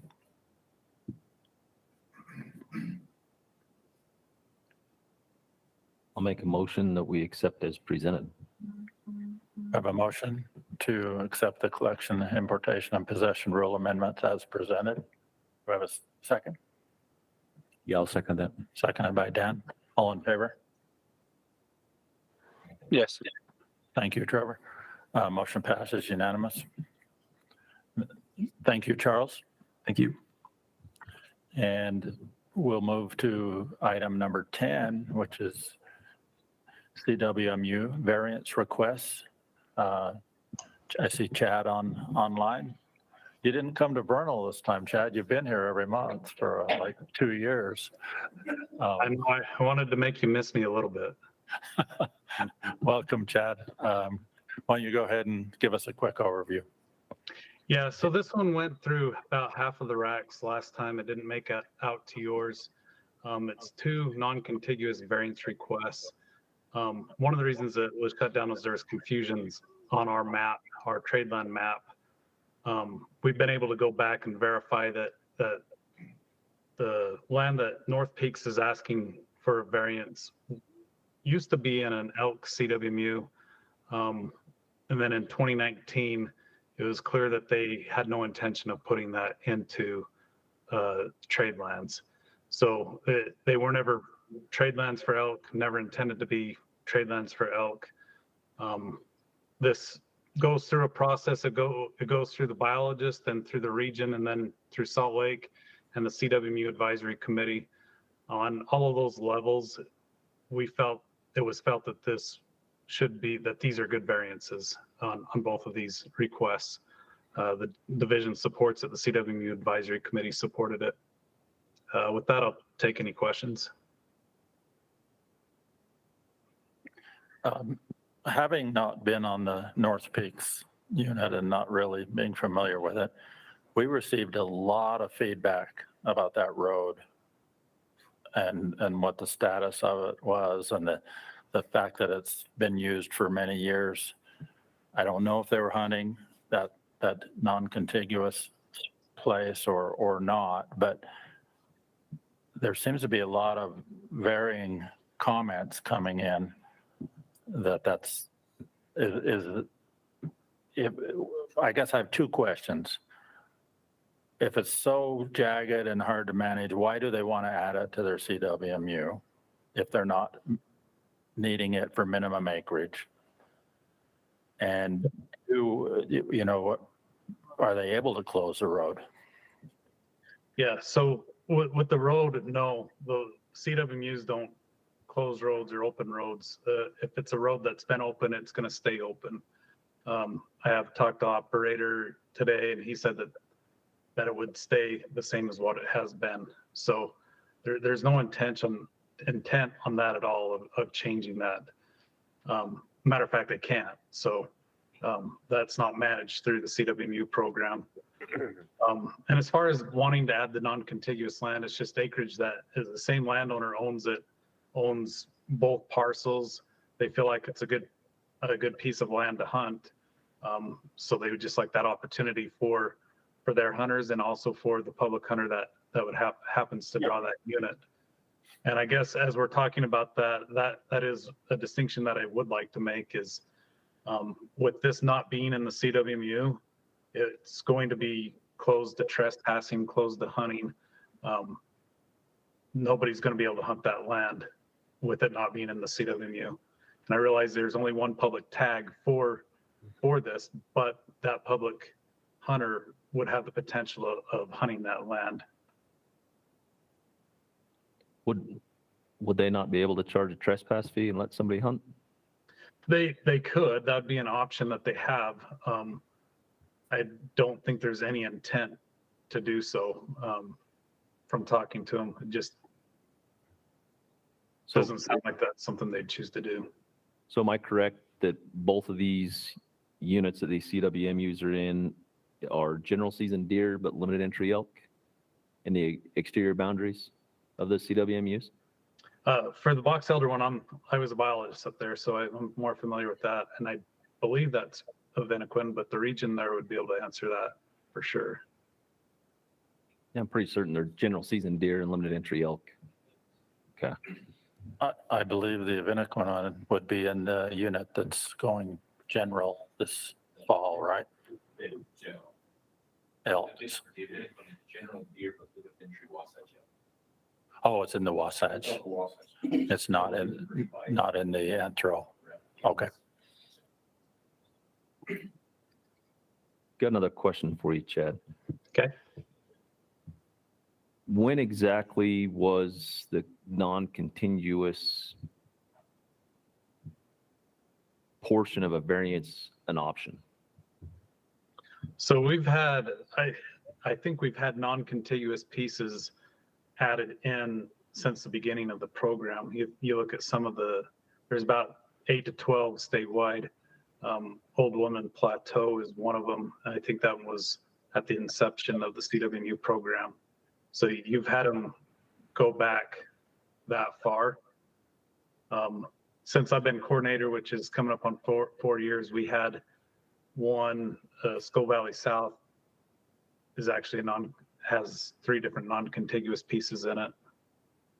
So could you cover for us where exactly in the process this non-contiguous acreage that used to be part of a CWMU fell out? Because if it's split, surely they would have unit boundaries already established and know where those lands are, correct? Yeah, so on this one, it was a Meadow Creek CWMU is what it was, and there was 2 CWMUs there. It had 10,000 acres of public land in Meadow Creek CWMU. I was actually the biologist up there at that time, and even at back that far, there was talk about trying to limit public land in there. So with talking to the CWMU operator, they came to the decision that they wanted to remove that public land out of the CWMU.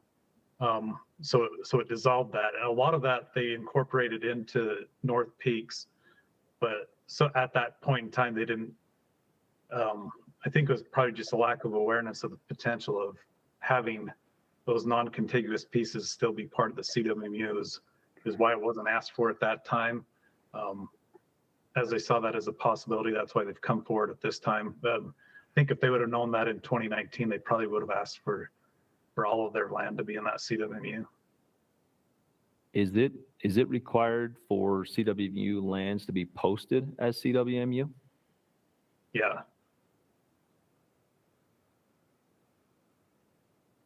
So am I also correct in hearing the public state that they've hunted these lands for decades, that's never been fenced or posted?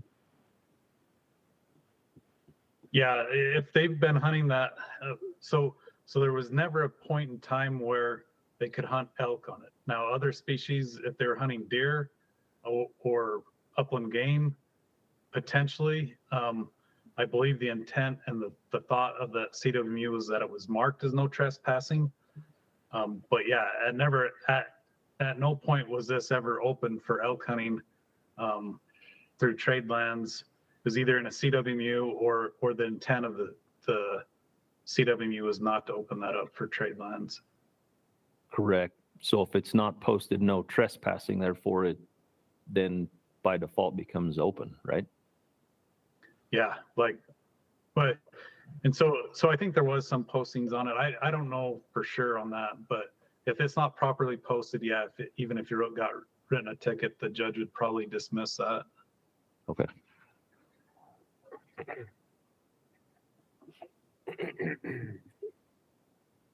One question I had just to help me understand the CWMU advisory board. Could you explain representation on that board and public involvement? I'm just thinking about all these comments that come in. Is there an avenue for them to talk about their concerns at that level before it comes to this point? Yeah, so and those meetings are open, public. We post them, the places that are required for it to be posted. So we're required to have public comment there. We take the public comment. People can come and discuss at that point in time. It's a wide variety of people. Of course, there's CWMU representation on it. There's an elected official. There's sportsmen. There's ag. So it's an 8-member board with representation from various groups. And I hope to see going forward that we can broadcast the word better on these CWMU advisory committees and that we can have more participation on them. But they're even recorded that you can go back and listen to them to see what was discussed. Thanks. I guess my take on it is that's why we have these committees, and they're diverse committees. And it went through everybody unanimous, but then we get all these comments. I think the area's been hunted for a long time, whether legally or illegally. You can't get this many comments about losing their hunting spot if they haven't been hunting there. And so there's, maybe what was portrayed that it's always been closed, whether it was not enforced or whether it was not posted or whatever, it appears it's been hunted for a long time. And it's obviously a favorite hunting spot for a long time because of all the comments we got. Miles, there was quite a bit of comment, wasn't there, on this one? I got a couple more questions, if I may. Yeah, and then we can roll into the public comments. Thank you. Chad, with the motion made by the Wildlife Board last month, with that action log to revisit this rule and come back with something in June of 2024. Now, is both of these CWMUs up for renewal the end of this year or the end of 2024? No, they're up for renewal this summer. So you'll be seeing both of these coming. Well, I'm not 100% sure on Adventiquin, but I know North Peaks is coming through this summer. So you'll see it in November. So it would come through without the considerations of what the committee may reconvene on and come out with maybe a potential difference in the rule? Yeah. I mean, that's the way it's looking. Is this is our big renewal year. I think I've been going through it just today, 85 renewals, and we're not going to have the rule rewritten before November. So all of those will go through in this current rule. So in the current rule, is there a statement about grandfathering? So is by default, if something gets passed in the years past, say the public portion or the boundaries, if it's been part of that CWMU in the past, is it automatically grandfathered moving forward, or is that considered in each renewal year? Yeah, so there is on there that it says they don't have to continue to ask for a variance once it's been granted.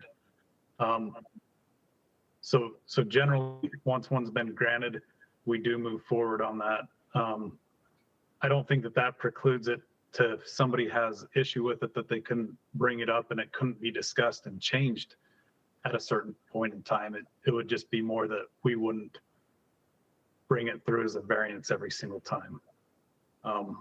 And one of the regions on that, the way they handled that was, or actually I think it was probably at least two of them, just made the motion that, and the CWMU is okay with this too, is if the new rule changes and they don't fit in the boundaries of the new rule, that they wouldn't be grandfathered in. So they essentially recommended to pass it, but not as a grandfather. So essentially, some of these other regions that voted not to pass it, and say hypothetically the Wildlife Board felt the same way at this point in time, they would turn around and come back in November with the same recommendation, right? Because then it wouldn't be a variance, right? Because now they're coming in for a renewal and they want to include this acreage, so it no longer becomes a variance. Would that be correct? So that there's a little bit of confusion there, or ambiguity of that. You can read the rule a couple different ways. One way is that on non-contiguous, you don't even have to ask for a variance, that could just be granted. As a division, we feel like the spirit of the rule is that CWMUs are generally contiguous. So we felt that's the spirit of the rule. And for that reason, we brought it through all those steps that I mentioned before, the biologist, the region, our Salt Lake office, the CWMU advisory committee, and now the RAC and the board, because we feel like it's not the norm of the rule. So there could be some argument there. In transparency and in trust, we feel like bringing it through this. So to me, right now is when we're hearing the variance. On the renewal, I guess they could ask for it again, but I feel like if the board makes a decision on this time around, I don't know that we'd ask them for a different decision. And as a division, we wouldn't just sign off on that being part of the CWMU when it's already gone through the process and was voted down. Okay. So just one more for my sake. So to address this from a public stance on the renewal years, say some of this non-contiguous, there potentially arises a problem where, you know, that land isn't conjoined, but yet there might be some things taking place that's questionable. Is that the point in time where the public can come forward during the renewal year and make comment specific to that through the RAC and board process? I think they really could at any point in time. Also, that's one of the functions and roles of the CWMU advisory committee is they hear complaints. And so if there was any problems at any point in time, they could come to the division and lodge a complaint, and it could be heard by the CWMU advisory committee. And then that CWMU advisory committee can put them on probation or make a recommendation to the wildlife board. Okay. Okay. Yeah, I was just curious about how that process would go because, you know, in some of the other rules and things that get passed, it's pretty much cut and dried on what's presented or the topic at hand. So to come in from the public and have an issue with something that's arose, how that would be addressed. But if it's just coming in and doing that, that clears up my question. Thank you. Yeah, and I would say that the CWMU program is heavily scrutinized. I mean, we have that committee that hears a lot of things. That they go through a lot of processes to have things vetted and go through. So it's we don't try to shy away from complaints. We hear them to try to make the program better.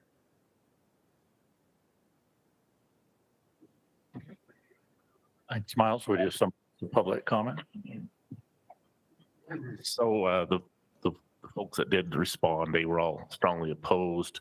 And I won't get into too much of the details, but some people were just opposed to any trade lands. They felt like sometimes better public lands are being traded for lower quality public land or private land, sorry.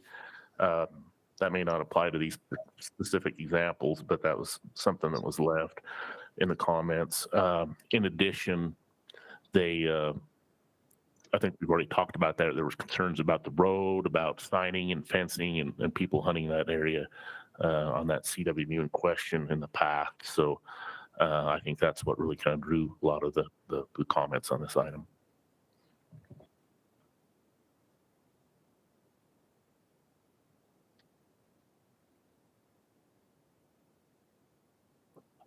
Do we have any comments or direction we want to go on this, Sir RAC? I'll share a little sentiment on some of this. The non-continuous stuff is difficult. When you talk about a distance from a property, what becomes that distance? 5 miles, 10 miles within the same unit boundaries of, you know, wherever this may be. That's where it starts to get muddy for me. Granted, we're not the final say on that, but you know, I'd hate to see distances get enlarged. I'd hate to see some of that take place. Now, some experiences I've had hunting around CWMUs unknowingly until I looked into the situation. I just thought it was private property. You know, they have a desire to be successful and provide a quality opportunity. Hunted at CWMU, it's a great program. I like it. I just have seen some things take place where, you know, when the animals aren't on the property, they got to get back there, right? When you have non-continuous like that, I mean, I worry about, you know, the accusations of, well, they're pushing the game or applying more pressure on the public to push the game onto the private and then therefore increases more opportunity for this and that and so on and so forth. So I struggle with that. I struggle with the fact that there's been no signage. I mean, you have a main road that drives right through there and a clearly posted requirement requires that to be posted. And if this was a CWMU in the past, speaking specifically to North Peaks, then the signage should have already been there. There should have already been no trespassing. There should have already been. So I struggle with where this fell through the cracks and where it came through to this point. There's comments made that, oh yeah, that, you know, the success on that area is bigger and better and now provides more opportunity to disperse maybe those CWMU hunters. And yeah, there's only one public tag that benefits from this, but it's still a public opportunity to advocate for. And so on that one, that's where I stand on the Avinaquin. The non-contiguous with other parcels of private property in between is how I understood the map. You know, if public lands in between is one thing, but having other private parcels breaking it up. Am I incorrect on that, Chad?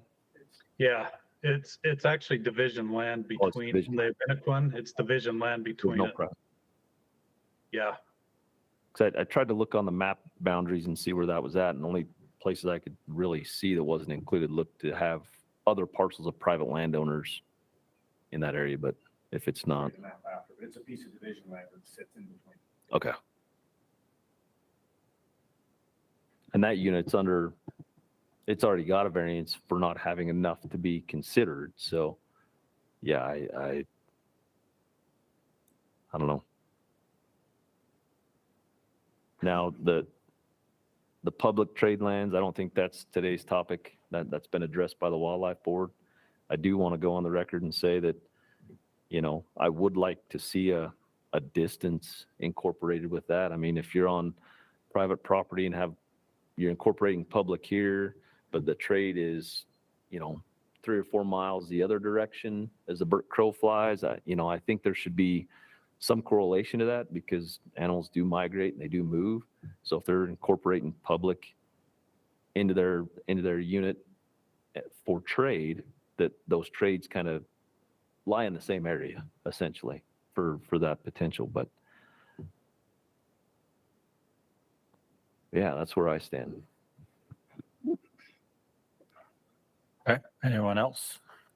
Or do we want to, I'm not sure what direction we're going.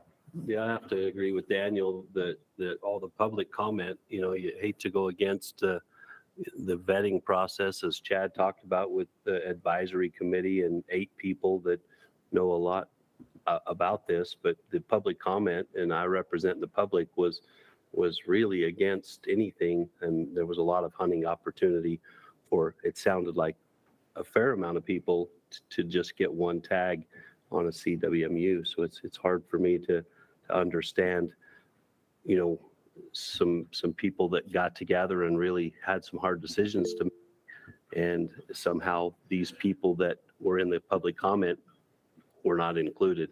And I don't know how the vote went on this. Maybe it was a real close vote in the process of the advisory committee, but it seems like the public's really against adding this because of road and because of opportunities to hunt it for quite a few years. Well, there's a discrepancy on always been closed and always been posted, which I'm really wondering. I don't think that's the case, or we wouldn't have got all these comments about that's where I've hunted forever. You know, so I'm not sure the committee got a crystal clear picture, but I don't know the land, and so I'm speculating. Do we have a direction? Chad had his hand rose. Chad, go ahead. Can I just clarify a little bit on that? And I understand the frustrations of if they had been hunting there and they think they had been legally, it was for sure clearly posted last fall, and it will be continued to be clearly posted going forward. So when we do talk about lost opportunity, there's not going to be opportunity going forward. The roads will still be open, but there's not going to be a public hunting option there. It's not going to be posted as trade land. They would have to get trespass, which from what I understand, the landowner is not willing to do. And I just heard somebody, talking about how the committee voted. They did at that point in time unanimously recommend that be included. So I want to advocate that it is private property, and then it's their choice to do so. But again, there is opportunities. I still believe there's opportunities.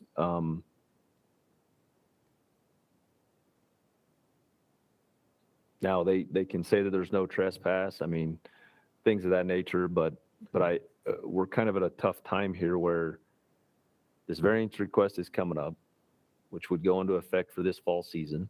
The renewal comes in November, which, depending on how the Wildlife Board goes with this, whether they accept it or deny it, can be then maybe asked for again, who knows, where it was supported by a larger group. But I ultimately want to see, I would like to see where the new rule lands on the non-contiguous and the public trade lands and things of that nature, because it's been a very long process over the years, and a little bit here and a little bit there. And then, we let 1, 2, 3, 4, and then it turns into 50, and then finally somebody's feelings get hurt and it's like, well, we let 50 do it. Why not 55? I don't know. I'm torn on this, especially the North Peaks, but I'm pretty comfortable with not going forward on the Avinaquin, but I don't know that I support either one of them, to be truthfully honest.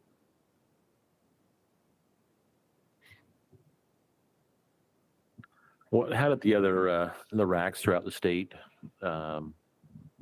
did they support these changes? The central region did not, and then the other 3 have. The northern region, when they voted it through, they voted it to not be accepted under the grandfather clause if the new rule established as that they wouldn't qualify under that new rule. That was the only other exception, right, Chad? Yeah, and at least one of the other regions had that same clause in there.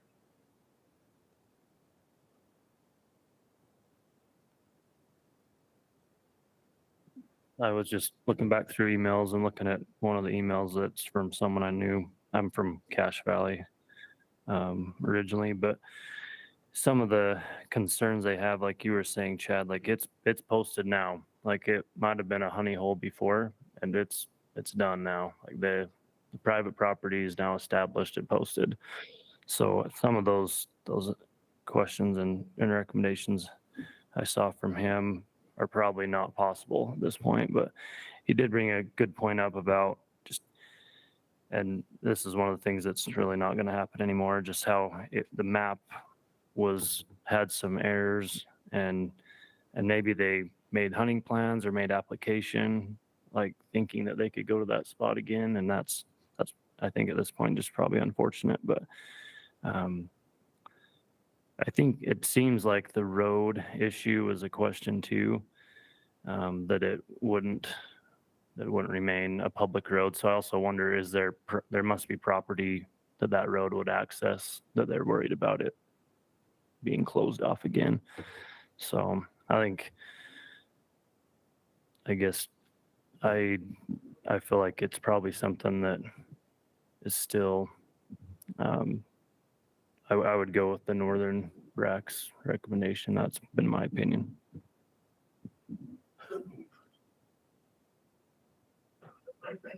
Okay, I think we've hit all the issues. Anybody want to take a stab at it? Eric?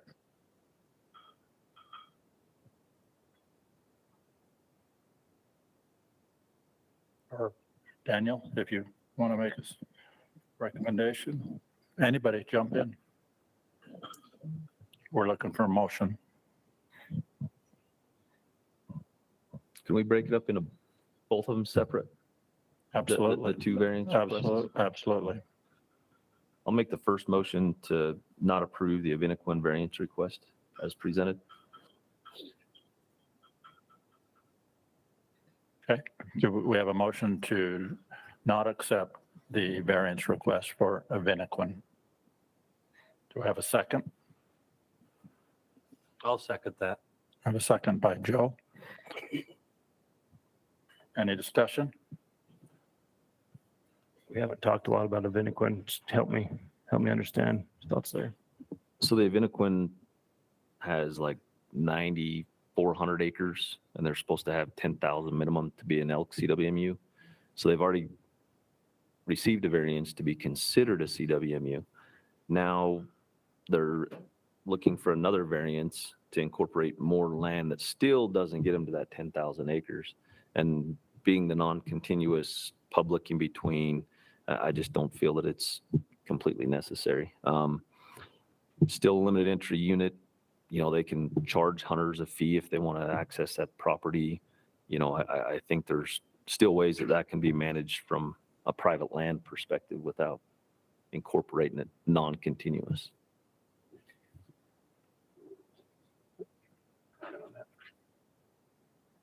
Can I just make one comment on that? On the Avinaquin CWMUs, when it was originally granted its original variance, because it couldn't make the 10,000, just so you know, it's because there is no other private land that's contiguous with it. It's surrounded by either state land or tribal lands.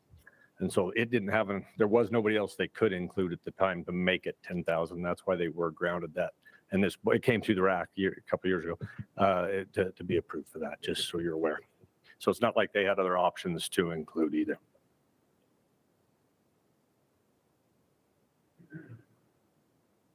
Maybe Randall, sorry to make you sit down. So is the piece that, is that the only other available piece?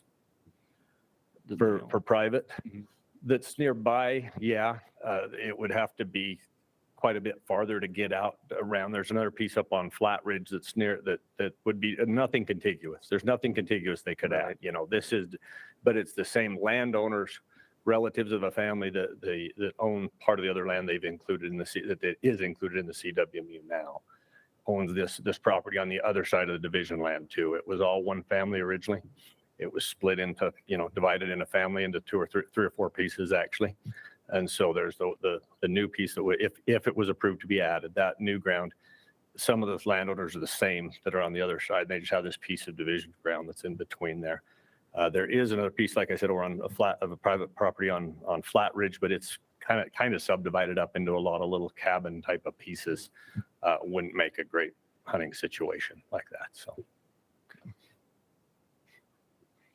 Randall, real quick, what would be the additional, if it was granted, the variance was granted, what would be the additional public opportunity? I don't think it'd be that the CWMU basically has the, you know, they have a very limited number of tags on the CWMU. And so there would be only the one public buck tag, one public, you know, bull tag is what all of it right now. And that would probably be it.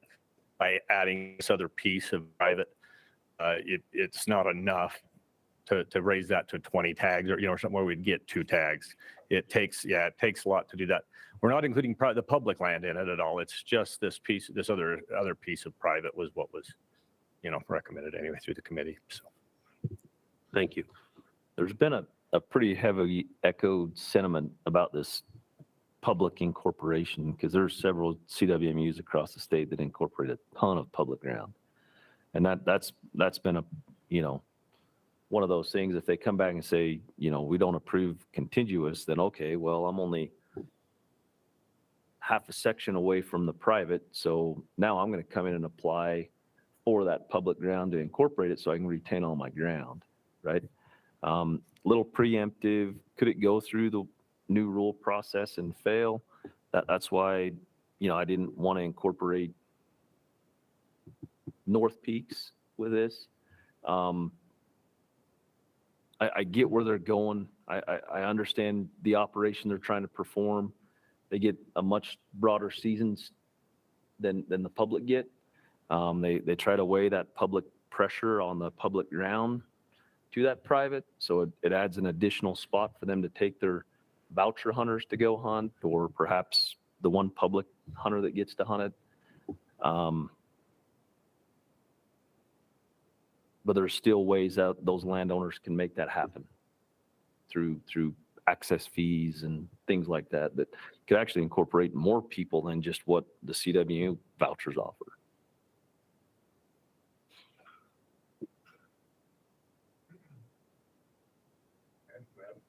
We had no discussion. I guess we'll see where we land on it. We have a motion to not accept the Evenequin variance request. All in favor? Aye. Thank you. Motion passes 3-2. Now we'll move on to the North Peaks. Do we have a direction we want to go there?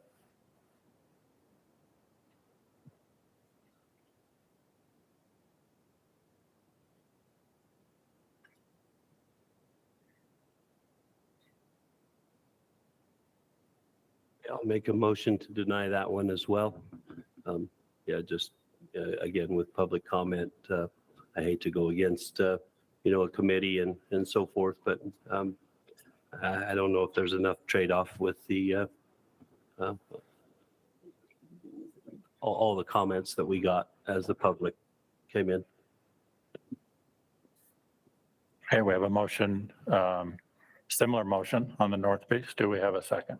Yeah, I'll second that motion. We have a second from Dan. Any discussion? Okay, I'll call for a vote. All in favor? Abstain. Was that a yes? Abstaining. Abstain.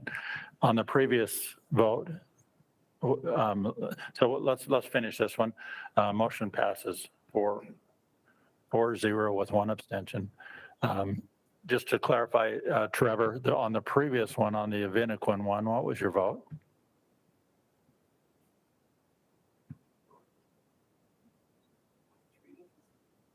I know, I'm just making sure that he didn't abstain. Trevor, on the Evenequin, the previous issue, did you vote in favor? I'm sorry about that. Yeah, I voted for it. Okay, I thought so. I just wanted to make sure we didn't hear you wrong. All right, thank you. Yeah, does that cover the entire packet for CWUs? Yeah, it was just those two variances. Thank you, Chad. I move this, that's the last DWR item, and then I don't know if you want to deal with item 11 with the short numbers we have tonight, or how you want to proceed with that, Miles. So I'll just give a summary of what we've done up to this point. Both Daniel and Brett are finishing their terms, and so I asked for nominations. I received 3 for chair and vice chair. One of those was for Rebecca Jones. Reached out to Rebecca. She teaches school and just feels like she's unable to fulfill the commitment for either a chair or vice chair. I also reached out to Natasha Hatton. She's on maternity leave right now. She felt like it'd be difficult for her to serve as a chairman with her new child and things for the next year or two. And but she said she would consider being a vice chair. And then the last nomination was for Eric Major for chairman. Did reach out to Eric. He's got a really busy schedule now as well, but said he may consider a vice chair or possibly consider the chair position. So that puts a lot of pressure on Eric. I am okay if the RAC wants to wait to look for a chair later, but we do need to have somebody fill the capacity of a chairman, at least for our first meeting in first part of August, to at least be able to run that meeting, and then we could open it up when we have a more diverse group of people here, perhaps some new RAC members and things as well. So I'm okay with waiting, but I think it would be nice if somebody could commit to chairing at least the first meeting. With that being said, there's some opportunities or options to work with folks as far as attending in Salt Lake. Vice chairs can attend, sometimes regional supervisors cover. So there are some things, and maybe we need to discuss that with all the potential RAC members that may be willing to serve in that capacity. So that's kind of where I'm at. It's really up to the RAC to who or how they want to have somebody represent them moving forward. Yeah. So help me understand. So there's 3 of you that are off the RAC right now, and then the intention would be to get 3 others in the same seats, public and Yeah, statesman. and the nominations are open right now through the end of the month. And so we would select those individuals here in the month of June and have them approved and ready to go by the August. Miles, tell me how I do that, as far as the nominations. Is that just an email to you? So there's actually a Google form essentially on our website. I also have an email, like email to the RAC that will have a link to that Google form. You just get on and fill out the information on that Google form, and it'll populate that and send it to me. And then we'll move forward and try to select a candidate for those 3 positions. It's the end of the month, so it's the end of the 31st, so it's coming up pretty quick. Thank you. So I will email the RAC that link and make sure you have it. It's also on our webpage. It might be a little bit tricky to find. Yeah. I would be happy to do the August meeting though. Okay. Whoops, if you're willing to do that, Eric, I think it might be good to have a vote tonight anyway, just authorizing you to definitely do the August meeting. We can address that business again in August. So I'll make a motion that we authorize Eric to conduct the meeting on August 3rd on behalf of the Northeastern region. I'll second it. They're done. All in favor? Yes. Okay, thank you, Eric, for volunteering, sort of volunteering. And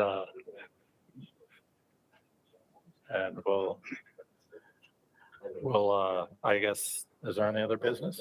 that's it. All right, I'll entertain a motion to adjourn. So moved. Okay, it's unanimous. Thank you, Trevor. We'll see you later. Thank you. Thanks for having me.